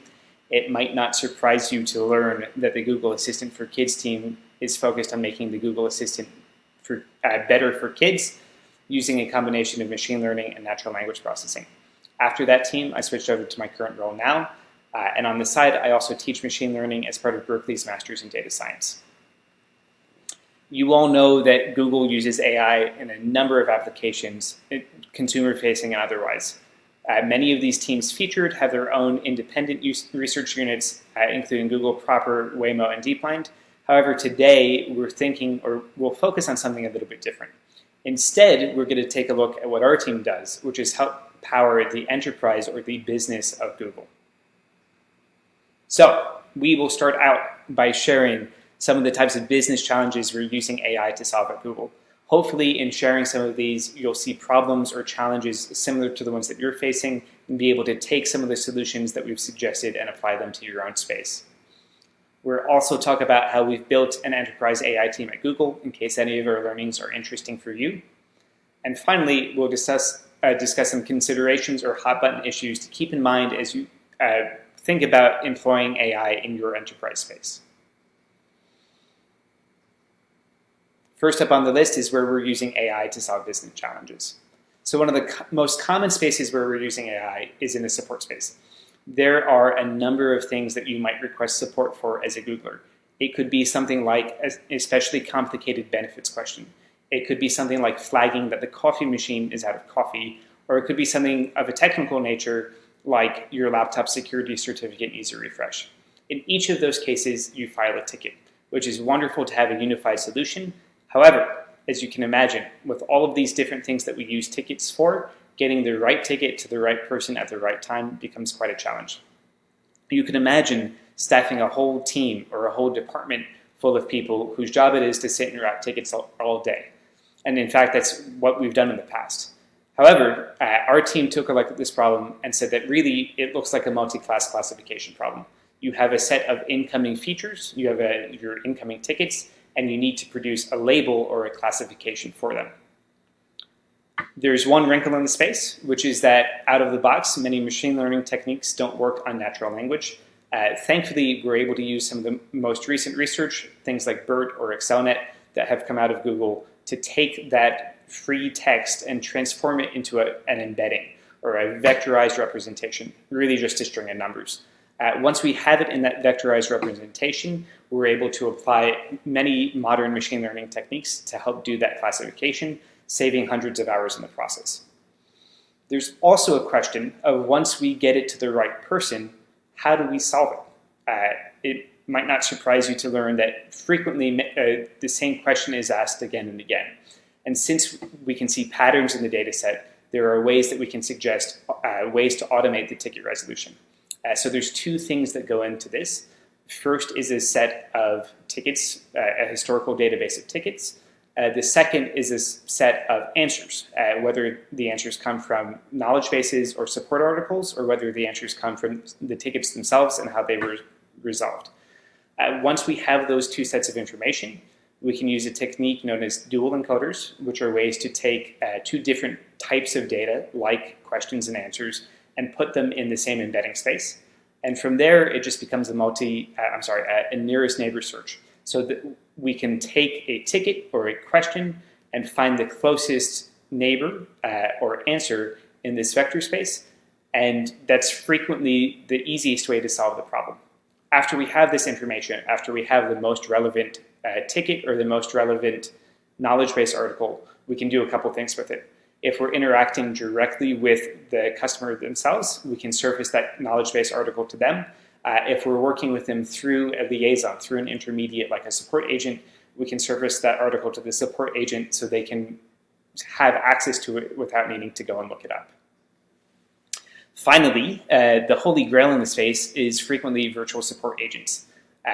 You might think of this as a chatbot, and we're lucky at Google to have the support and draw on the copious amounts of research and knowledge that the Google Assistant team has used to take these tickets once we have a resolution and put it in a chat interface so that you can reply to a customer without ever needing a human in the loop. There's also some interesting work that we can do with clustering of data sets. So you can imagine that as tickets are filed, you might see certain trends emerge. For instance, you might see a collection of tickets come in that are all talking about the Wi-Fi network on the ninth floor of Google in New York City. Using these same embeddings that we've already created, we can cluster them into thematically similar tickets, like tickets about Wi-Fi or tickets about New York. And then looking at how the change of those clusters, the change in the size of those clusters varies over time, we can help to identify emerging trends. And once we can pick out those trends, we can surface them in real time to help take action on problems before they become bigger issues. We also apply machine learning quite a bit in the human resources space. One of the biggest challenges that we see at Google is thinking about performance reviews. As a manager who's going through the process with this team, both myself and with both myself and my team right now, I can tell you it's an incredibly complex and incredibly important part of my work at Google. One of the biggest questions that comes up is, who do I ask for feedback, or who do I ask for reviews from my peers from? There's a number of ways you might think about doing this. You might think about asking the people that you work with. You might think about asking the people who sit near you. However, that might not be the best set of people to get feedback from. By looking at the documents that you published and who has commented on them, by looking at the code that you submit and who has reviewed it, we're able to come up with a list of peers that have perhaps the best knowledge of the work that you've done. After we come up with that list, we're able to present it to you for you to approve, check off on, and then send out requests for peer reviews to those folks. We're also always thinking about how to help our employees grow at Google, and so we've got a number of courses available to help people develop their skills, and a number of mentors available to help people grow and flourish in their careers. Just like YouTube thinks about how to make the best recommendation for the next video to watch, just like Google Play does a similar thing in thinking about the next song to play, we're able to build a recommender system to help suggest the best courses to study and the best mentors to talk with. Finally, frequently within Google, after people have been on teams for a few years, they want to change roles and think about new problems or challenges. After Google has done all of the work to hire you and screen you and bring you on board and teach you all of the systems that we use, the last thing that they want to do is lose you. And so Google is quite active in helping people find other teams or other roles within Google that might be an interesting fit for you. So again, we're able to treat this problem as a recommender system type problem and suggest other roles that might be of interest to you when you're ready for your next challenge. Finally, and one that was especially interesting to me when I joined the team, it wasn't one that I would have predicted, we're able to take the same network information about the people that you work with and use that in a space optimization context. And the reason this is important is because there are teams or work relationships that exist outside of the formal managerial structure. So for instance, I might work closely with a recruiter or an analyst who's in a different job function than me, who sits in a different organization, and who has a different manager. Even though the organizational chart doesn't reflect it, it's still important that we're close together so that we can do our work together. So this network of people that you work with is especially interesting when we're thinking about how to actively or most optimally assign desks or people to desks across Google to minimize the amount of time that people spend walking from meeting room to meeting room, or from floor to floor, or from campus to campus, depending on where you sit, and maximize the time that people are focused on the work that they're doing. We also apply machine learning quite a bit in the facilities management space. So there are millions, hundreds of thousands of sensors all across Google. We've got sensors in many of the different systems that we work with, from temperature sensors to humidity sensors to motion sensors, and they're all constantly streaming data back up to us. The traditional way of managing that fleet of devices is to send engineers or techs out to reactively respond to problems. They also frequently do random spot checks on devices to see if they're performing appropriately. Thankfully, because we get all the data back from the devices, we're able to feed it into an anomaly detection framework. And so we're able to see, almost as it happens, if a device turns on at a certain time every day and all of a sudden doesn't start turning on anymore. Or in a little bit more complex case, if the sensor readings from two different devices usually co-vary, but they start to deviate from one another. We're able to flag those issues in real time and send out techs to the right place at the right time, saving lots of time and money for Google. One of the coolest spaces that we work in is in building automation and optimization. This is a space that's near and dear to my heart, coming from Nest, and we use some really interesting technology in it. So if you are familiar with it, we use a technique called deep reinforcement learning.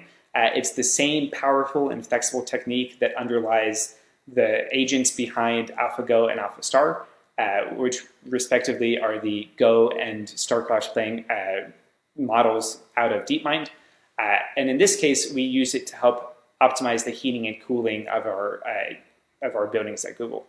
This technique was first pioneered by DeepMind themselves in thinking about heating and cooling for data centers, and we've been very lucky to work with them in extending the approach to control the heating and cooling of our buildings at Google. Finally, one that was somewhat surprising to me when I joined the team was looking at cafeteria demand prediction. So there are many cafeterias across all the campuses at Google, and the chefs there face an interesting challenge. They have to think about how much food to buy ahead of time, but where people go on a given day is influenced by a number of different pieces. So for instance, there might be a cafe with an especially nice outdoor patio. So if the weather is nice, we would expect to see a surge in demand for food at that cafe. However, if the weather isn't nice, we'd expect to see a depressed turnout in that cafe and instead have people go wherever the meal that they think is most appetizing is. So the chefs used to do this by hand and did their best job in trying to figure out how much food to buy. But by applying machine learning to the space and by thinking about some of the features that I mentioned, we're able to much more accurately predict how much food is necessary, saving millions of pounds of food in the process each year. Finally, we also think about applying AI in the communication space. So the workhorse or the backbone of much of our communication at Google is a system called GVC, Google Video Conference Units. They exist everywhere. They're in almost every conference room. Many people have them at their desks, and almost every phone or laptop that an employee has can be used as an extension to this video conferencing system. Of course, just like we talked about in the building management space, when you have hundreds of thousands of devices out in the field, some of them break. And so one of the things that we've seen is we can help detect faults or anomalies in video conferencing behavior using the same anomaly detection platform that I talked about earlier. There's a similar wrinkle to the ticket case in this particular application as well, in that we don't get strings of numerical sensor data from our video conferencing units. Instead, we get device logs, so semi-structured text. Thankfully, using some of the same techniques as the ticket routing case, such as BERT or ExcelNet, we can transform those strings of text into a vectorized embedding, making them appropriate, again, for machine learning. We also get a number of documents coming into us, and you can imagine that it might be useful to take a first pass at classifying what those types of documents are. So a simple example of this would be, is this a comment about YouTube or is this a comment about Google Play? Finally, once we have those documents, it's also useful to be able to extract information from them. The most common use case I've seen for this particular application is in the invoice space. So you can imagine getting a dump of unstructured text data that represented an invoice. And it might be useful to pick out what you purchased, how many of each of those items that you purchased, so the number of items that you purchased, and the price that you paid for them. You can also imagine connecting this to a technology like optical character recognition to build a pipeline that takes something like paper mail, scans it, parses it, extracts the necessary information, and dumps it into a database for downstream processing. We've also got a number of efforts underway in the document similarity space. So I'd like you to imagine that you were an engineer and you're starting to write a new design document. As you are writing, the system can pull up other systems, other design documents, other technical specifications that are similar to what you're currently working on. These might be things that are useful to think about. You might know about them, in which case you might know about them already, in which case you have the links easily accessible to you, or you might not know about them, in which case it's useful to learn about them as you're designing your new system. You can imagine taking this case even more to the extreme as well, where you're writing a design document that is eerily similar to one that already exists. And in that case, you might be trying to design the same system. And so by surfacing that content to you, we're able to potentially prevent you from rebuilding or redesigning a system that already exists, saving you hours, if not years, of engineering time and effort. Now that we've talked a little bit about the challenges that we face, I'd like to speak briefly about how we've built the cross-functional team itself. So first and foremost, we thought about what our mission should be. And we wanted to take our expertise in machine learning and artificial intelligence and apply it to build out an enterprise competitive advantage, which yields our mission that you can see on the screen. The team, the work itself falls into about 3 different buckets. So the first bucket is around implementation.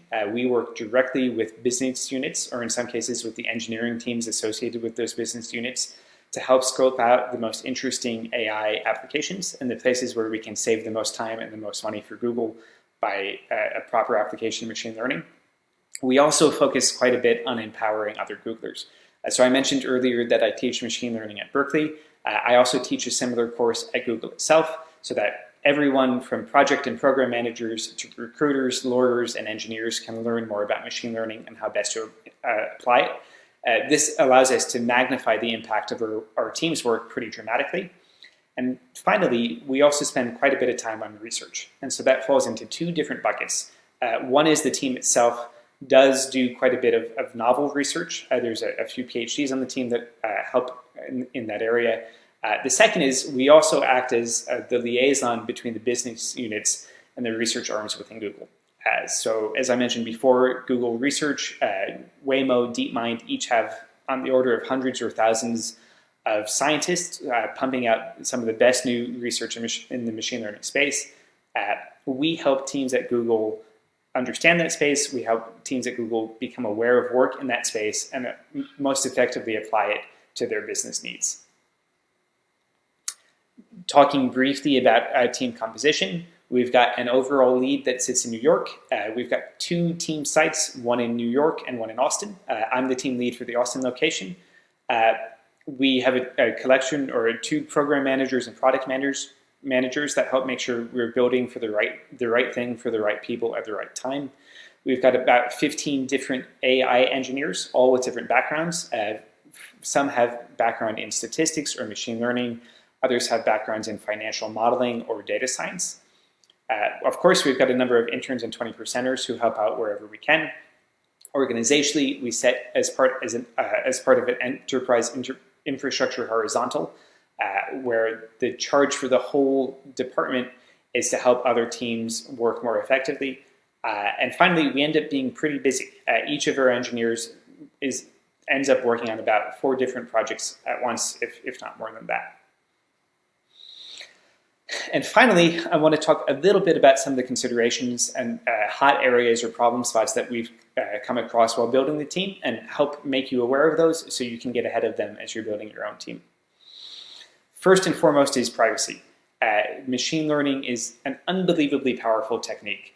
And with that power comes the potential for accidentally revealing privacy information. It's something that Google as a whole takes incredibly seriously, and our enterprise AI team is no different. Thankfully, Google Research has focused on this quite a bit, so we're able to take advantage of some of the techniques that both they and other in the fields have worked on. I've got some of those techniques here. Many of them follow a similar structure. Frequently, information is encrypted at the point of entry or on device, is uploaded securely to a server that in many cases operates on the encrypted data while it's still encrypted. Some techniques involve adding noise or adding random information to each individual piece that when you upload to the server can be averaged out so that the server is able to operate on this signal as a whole, but isn't able to see any specific information from a device. No matter the technique that you use, it's incredibly important to pay attention to. Second, and no less important, is thinking about fairness.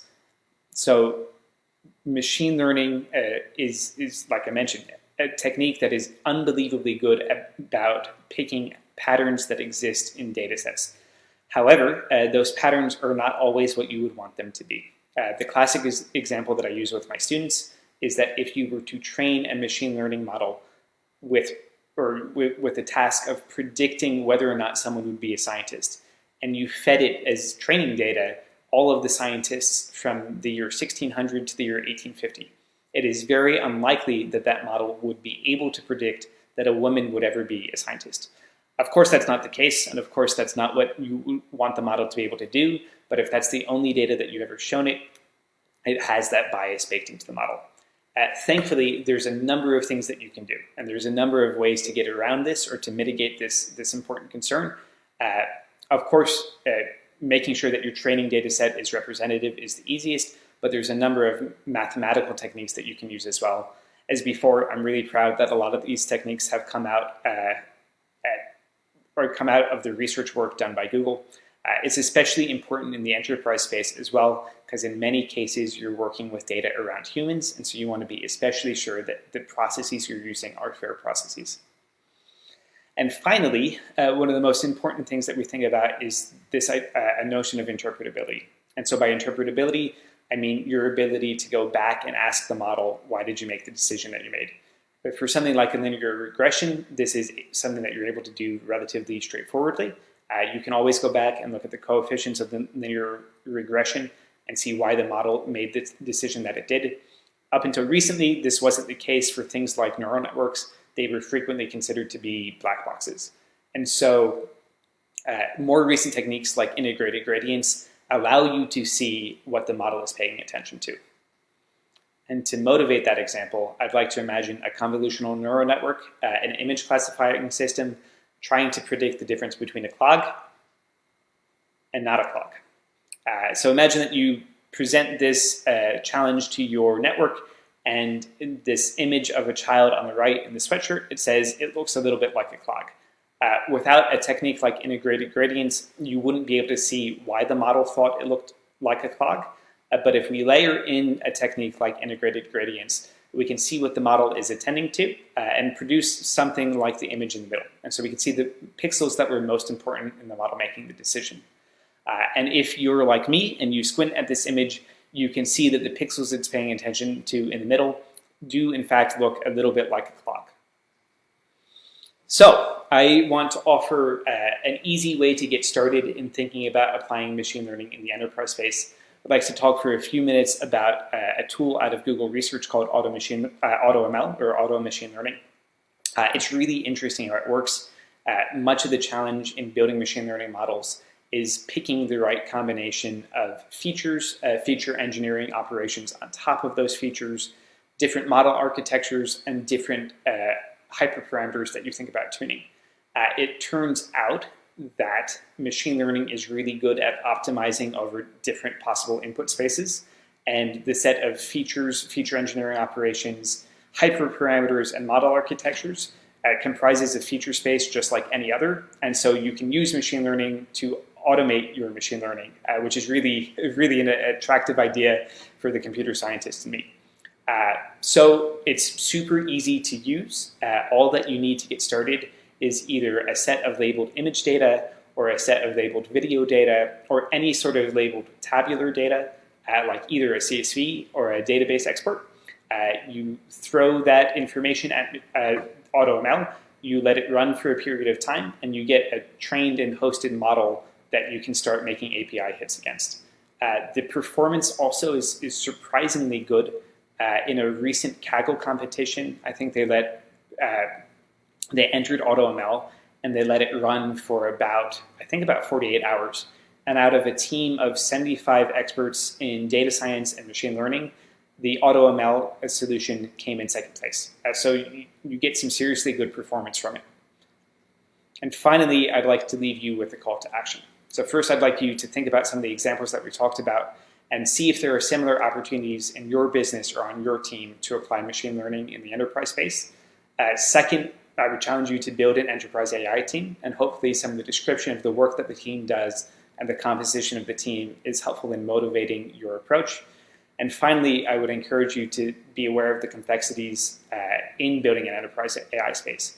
Again, because you're frequently dealing with human-centric data, you bump up against many of the most challenging issues in machine learning, from fairness to privacy and interpretability. And so it's important to be aware of those complexities and use some of the research or cutting-edge research to help address those concerns. Thankfully, even if you don't have a research team at your organization, places like Google and others publish much of the work that we do for everybody to be able to use. So I would encourage you to think about you and your team using some of that research. Thank you very much for your time today, and enjoy the rest of the conference. Thank you, Peter. Now, did you or did you not write thank you in your native language before that in the chat section like I asked you to? If you haven't, then please do write that now, because we just want to show our speakers that we love them, because we do here at Shift. Anyway, moving on, our next speaker is Dr. Danny Lang, who's the VP of AI and Machine Learning at Unity Technologies. In his role, he leads on their efforts around AI and machine learning, having joined from Uber, where he was head of machine learning, where he led their efforts to build the world's most versatile machine learning platform to support Uber's hyper growth, as we all know. Previously, Danny was general manager of Amazon's machine learning, an AWS product that offers machine learning as a cloud service. Before that, he worked at Microsoft, where he led on a product team focused on large-scale machine learning for big data. There's so much more I could say about Danny Lang because his CV seems incredibly long, but I'm sure he'll tell you all about that himself. Let's welcome Danny Lang.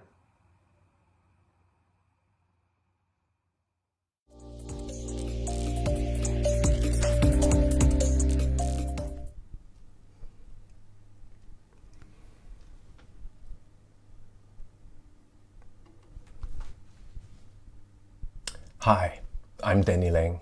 I'm Vice President of Artificial Intelligence at Unity Technologies. I've really been looking forward to this event since this is my first time at Shift. I have an exciting talk in store for you. It's about getting on the road to artificial general intelligence. My talk is more about the journey and less about how long time it will take or what we will find when we get there. So let's get started. Please allow me to introduce Unity Technologies. We offer a real-time 3D platform that is used for gaming, AR, VR, film, automotive, robotics. Actually, over half of the world's games are being developed on the Unity platform. We have seen installs of over 4 billion devices, and we have over 2 billion monthly active players playing a game written on the Unity platform. And we have 3,000 employees headquartered in San Francisco. So you can say we are the most popular gaming company out there. So what does games have to do with this? Well, games have been playing a big role in the research of AI for a very long time. It started as early as 1950 when Claude Shannon, he published an article about how to implement a computer game to play chess. We have seen other examples where games perform at world-class level.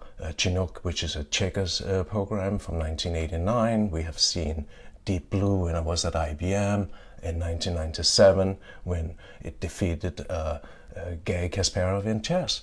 And more recently, from 2011, there's an example of IBM Watson winning Jeopardy. all these examples are characterized by really smart implementations by really smart people. If you take the Watson example, it's really a big database of curated questions and answers. Yeah. In 2016, there's a change with DeepMind's AlphaGo. We're now moving to a phase where these game algorithms are generic learning algorithms. They're being trained to play a game. They're not being implemented with a specific strategy in mind.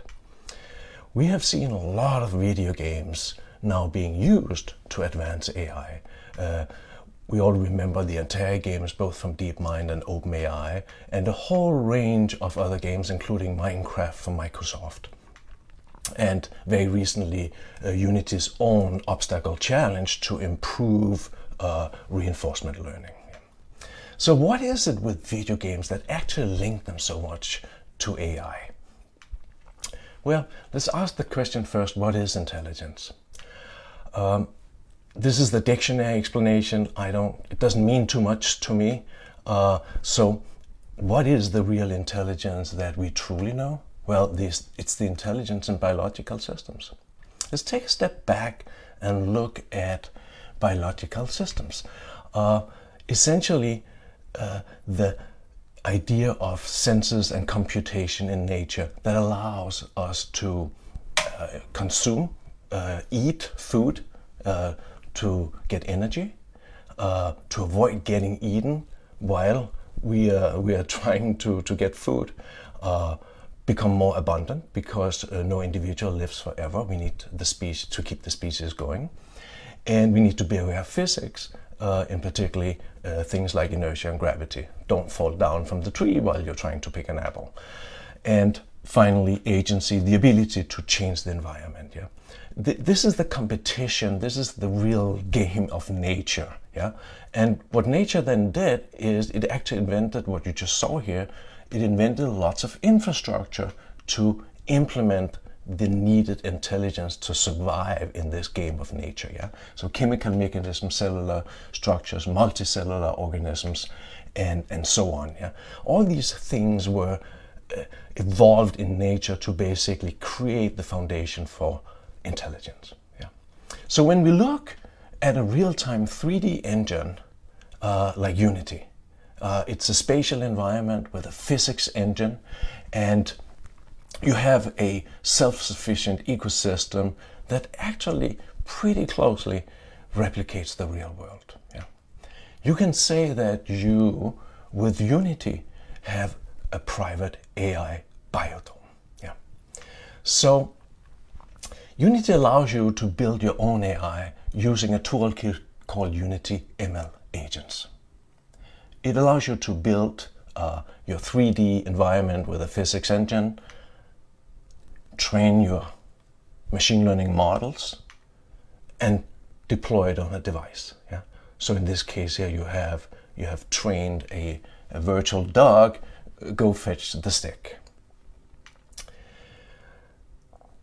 ML Agents is an open source environment, or open source toolkit, sorry, with a bunch of environments that you can basically experiment with. Here's the URL for the GitHub repository. You can take a picture here if you want to visit it later. And here we have a couple of references for papers that we have written about ML Agents and the Obstacle Tower Challenge. Now let's go into these learning scenarios. Yeah? So you build these environments with ML Agents, and now you're going to train your agents in these environments. We emphasize what we call the nature's learning method here, which is reinforcement.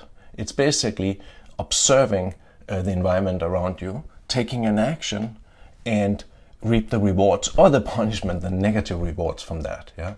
And nature is in a way constantly moving from exploration towards exploitation. Yeah. So when you move around in this flywheel between observation, action, and rewards, you learn and you become better and better through exploration so that you can exploit. Let's take an example of that, if it's a little too abstract here.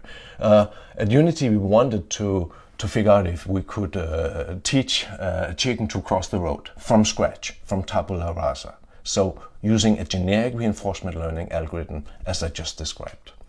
So in this case here, the system can observe the pixels frame by frame, just as you do. There are 4 actions, left, right, forward, backwards, and there's a reward signal. The chicken, a negative reward if the chicken gets hit by a car, and a positive reward for picking up gift packages. Yeah.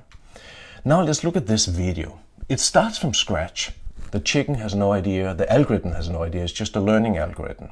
And you can see it moves more backwards than forwards. But in a moment it will fetch the gift package up on the right here and then killed by a car. What did it take? 5-10 seconds and 2 bits of information. Yeah.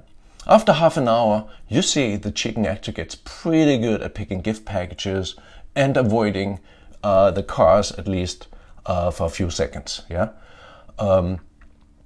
But as you will see, when it trains more and more, it gets better. In this example here, we let it train for 6 hours, and now watch, the chicken became superhuman. Yeah. It will pick up packages and it will never get hit by a car. Yeah. Incredible. From tabula rasa, from scratch.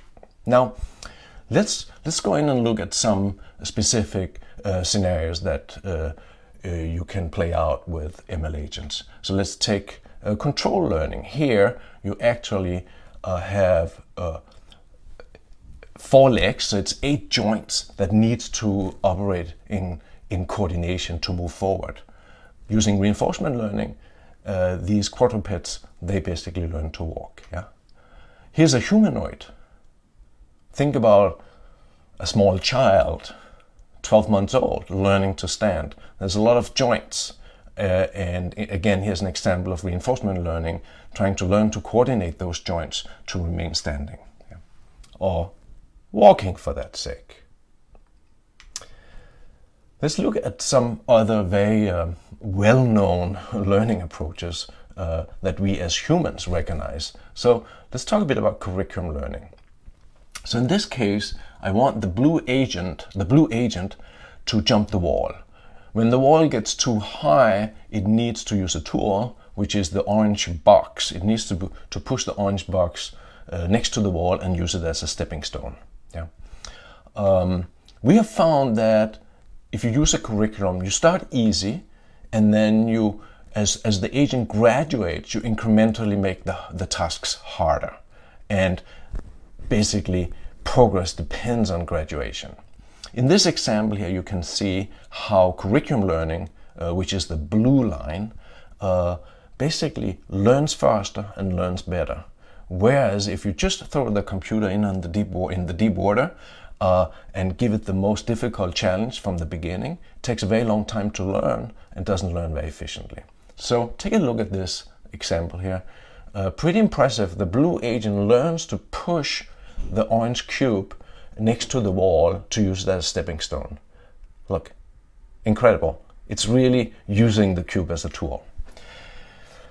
There are other examples of features in learning that we recognize very well. One of them is memory. In this case, the blue agent comes in. If the cube, the big cube in front is orange, it should use the orange exit. Otherwise, it should use the red exit. Look at this here. We don't tell it that the color actually matters. It learns that that orange means orange exit and red means red exit. Yeah. There's no software engineers here programming this. It's basically by trial and error, over and over, it figures out what matters. It's not the size, it's not the location, it's the color that matters. Let me show you an example, another example that we recognize, which is hierarchical learning. It's basically navigation and control. In this case, there's one machine learning model that basically keeps an eye out. It uses ray tracing here, keeps an eye out for the target, and basically you can imagine it says left, right, straight, left, right, straight. Try to navigate the legs. The legs are what I showed you. It's another model. It's what I showed you earlier. It's the quadruped walking. So we basically have a split of responsibilities here in the hierarchical model. Multi-agent learning. Now, that's interesting. In this case here, we have two agents helping each other. They basically play to each other. The reward here, it's collaborative. The reward is to keep the ball in the air and not touching the ground. We became a little more ambitious, and here's an example of soccer. We essentially train one player to be offensive, another player to be defensive, and we train them up against each other. Yeah? And then the offensive player is basically being rewarded for scoring. The defensive player is being rewarded, or rather punished, if they're being scored upon. And when you have trained your agents and they don't get any better, you basically copy them or clone them and create two teams of each two players, and it looks like this.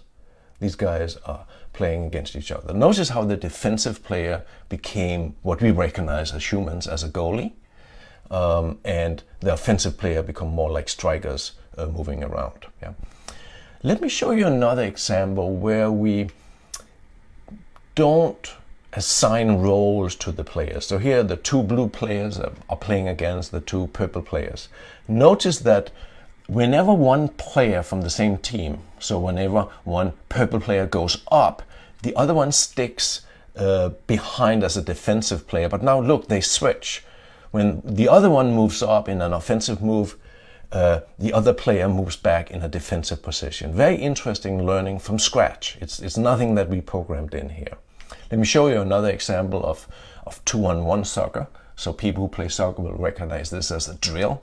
So we have one player, the purple, is the goalie, and then we have two offensive players in the field trying to score on that goalie. And look, what is the best approach here? Well, the best defense apparently is offensive play. Keep the ball up, away from your own goal, and that's beneficial, clearly. So again, by playing, thousands, hundreds of thousands of examples here or episodes, the agent learns something relatively profound. Brings me on to traits in learning. We've talked a lot about how we recognize things. Look at this cute agent here. It's cuter than my little cubes, yeah? What would you call this trait? Yeah, it's basically cheating, yeah? Why should it follow the maze if it can just crawl over, yeah? So look at this next example. You remember the curriculum learning? We're trying to train the agent to push the cube next to the wall and use it as a stepping stone. But watch what this agent is doing during training.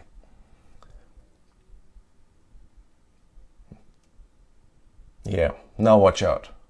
Yep.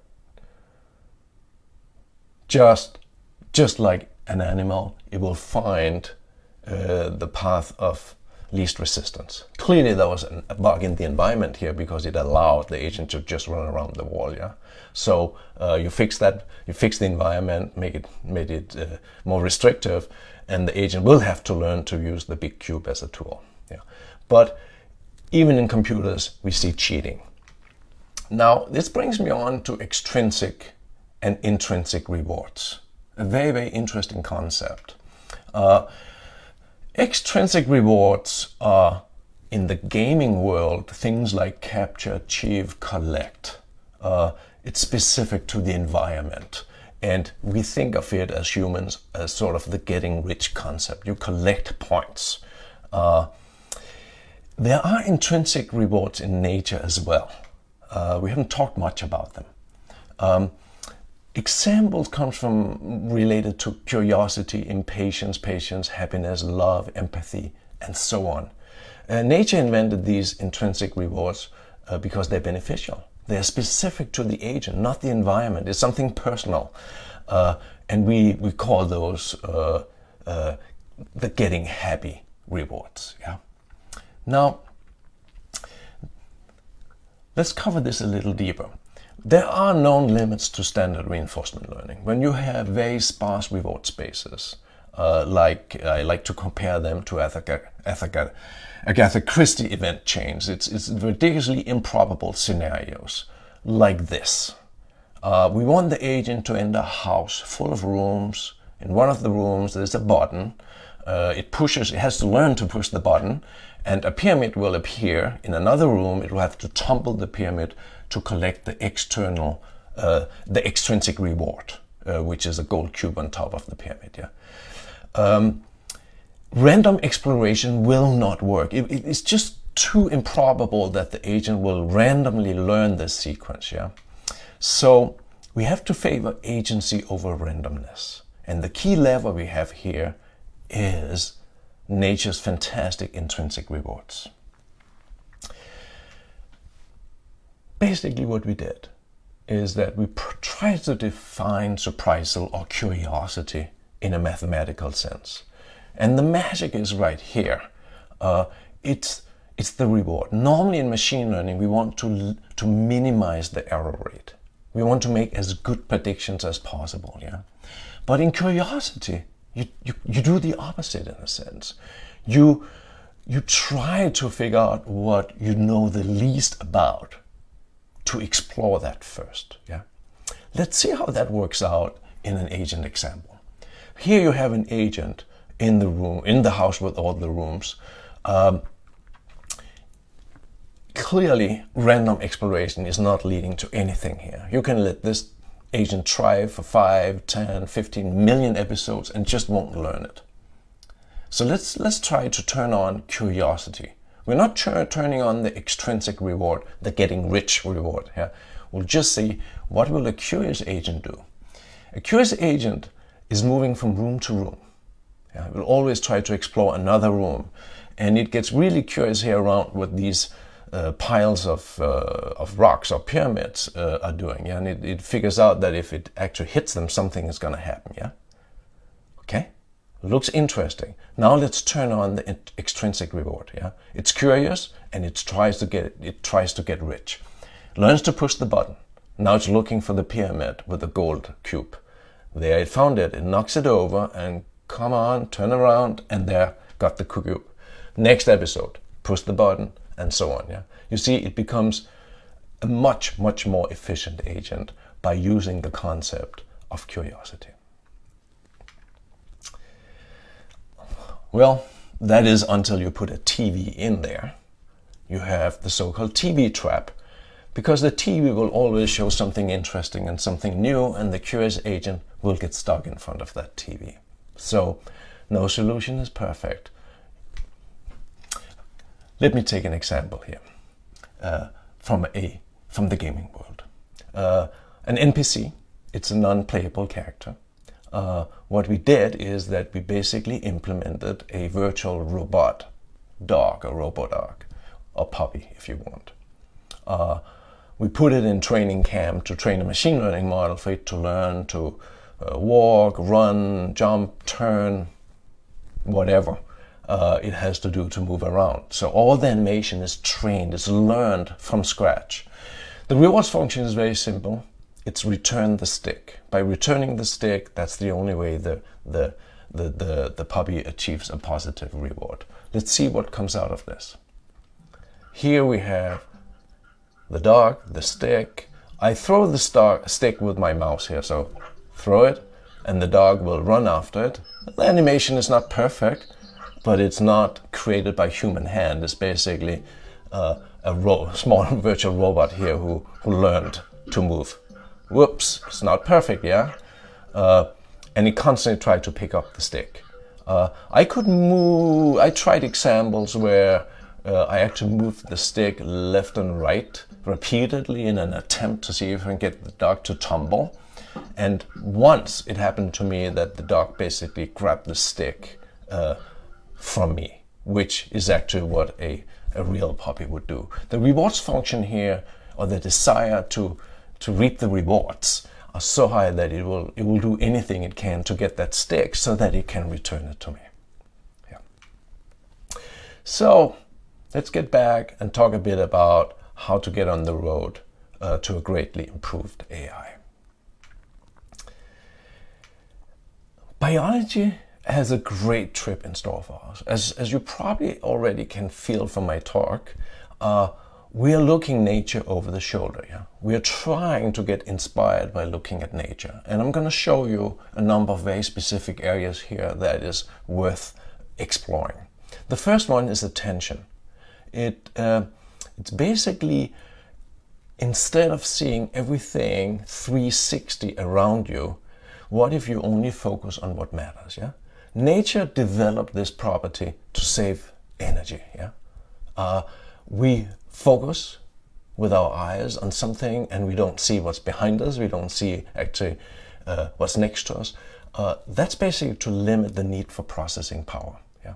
So imagine cameras that only look at areas in their view that actually matters. Yeah? That would save a lot of energy. Think about self-driving cars where the cameras process more data from the front view than from the back view. Yeah. Episodic memory, one-shot learning. There are clearly things where you don't need thousands or 100,000 episodes to learn it. You should really just need one. If you burn yourself on a candle, you probably, as a kid, you will probably avoid touching candles or touch the flame again. Yeah. Working memory, I showed you an example of long short-term memory, LSTM. There are other sorts of memory that you could explore along with reinforcement learning. Continuous learning. Continuous learning is very tricky. There's a trade-off. So if you are very good at learning new things, you're also typically very good at overriding them. Yeah, we see that in children. They can learn new languages very quickly. I had kids who, when we lived in Japan, were fluent in Japanese. We moved to the US. 6 months later, they couldn't count to 10 in Japanese any longer, but they were fluent in English suddenly. Unfortunately, when we get a little older, we're not good at that, at learning new languages. Yeah, the languages we learn, they get stuck. I can't run from my Danish accent. There's nothing I can do about it. It won't change. So the benefit of that, of course, is that then we don't really forget that easily either. Yeah. So continuous learning is a very interesting area to explore as well.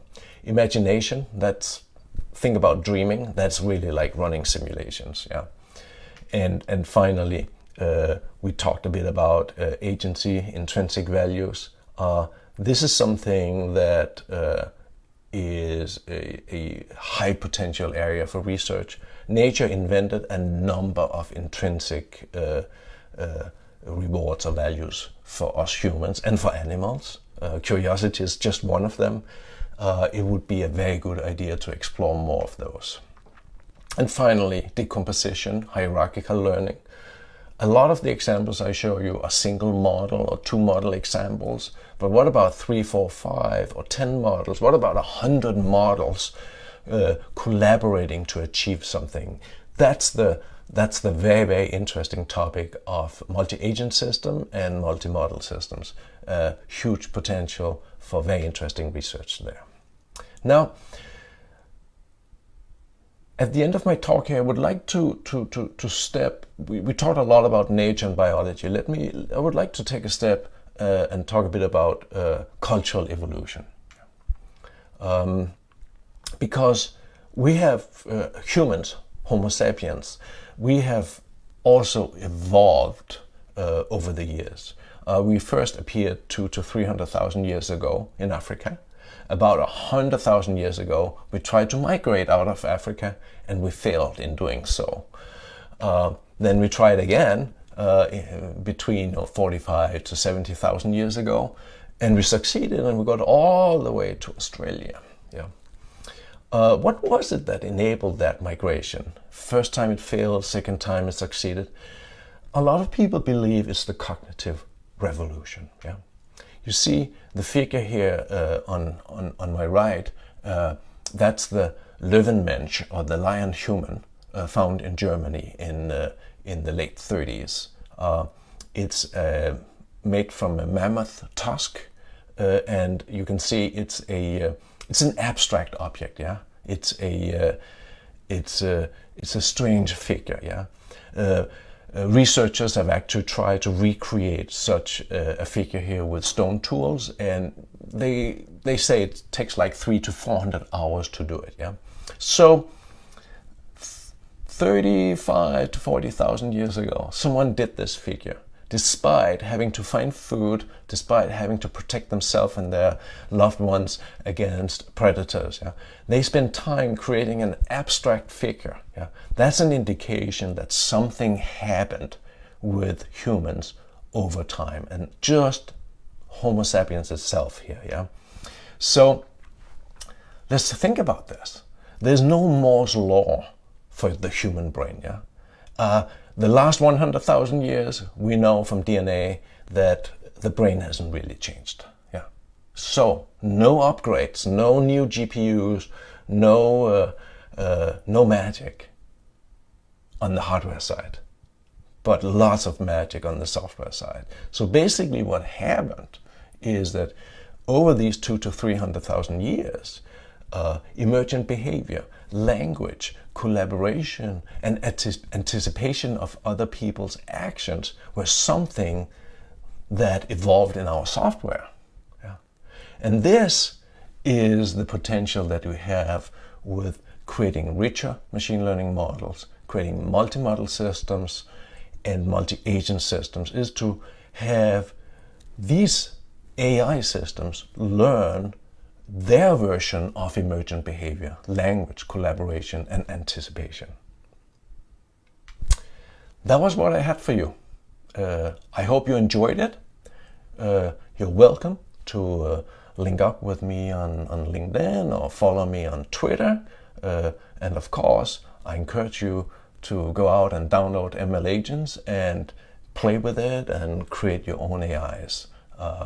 I can tell you, as you probably saw from this talk, it's actually really fun. And with that, we've reached the end of this year's Shift AI conference. And what an amazing day, wasn't it? Just listening to all the talks was so inspiring. I'm sure you've been just as inspired as I am, and we want to thank you so much for being part of Shift AI Virtual and for bearing with us with any technical issues that you've experienced, I'm sure, throughout this. And please do, if you have anything to say, read it in the feedback and leave it there. But we'll live and learn, and we'll most definitely be back with our in-person events, we hope, with Shift Dev and Shift Money. The links are in the comments section below. And also for our upcoming virtual series, which is devoted to developers as well. Now, before a closing word from the organisers, I just want to thank our sponsors once more. Thanks again to 9dots, Vectra, Microsoft, Statis, Bonsai Tech, ICT Zapania, Pseudocode, Oracle, Comtrade Digital Services, KPMG, and Bellabeat, who without this would not have been possible. But that's enough from me. Thank you, and I'll see you again next time. Now let's head over to one more word from our organisers. Thank you, Bilal. Thanks so much for being a great host at our Shift conference once again.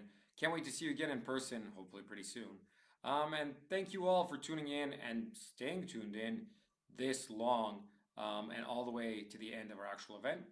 Hopefully we get to meet up soon again in person at one of our upcoming conferences, either Shift Developer or Shift Money Conference.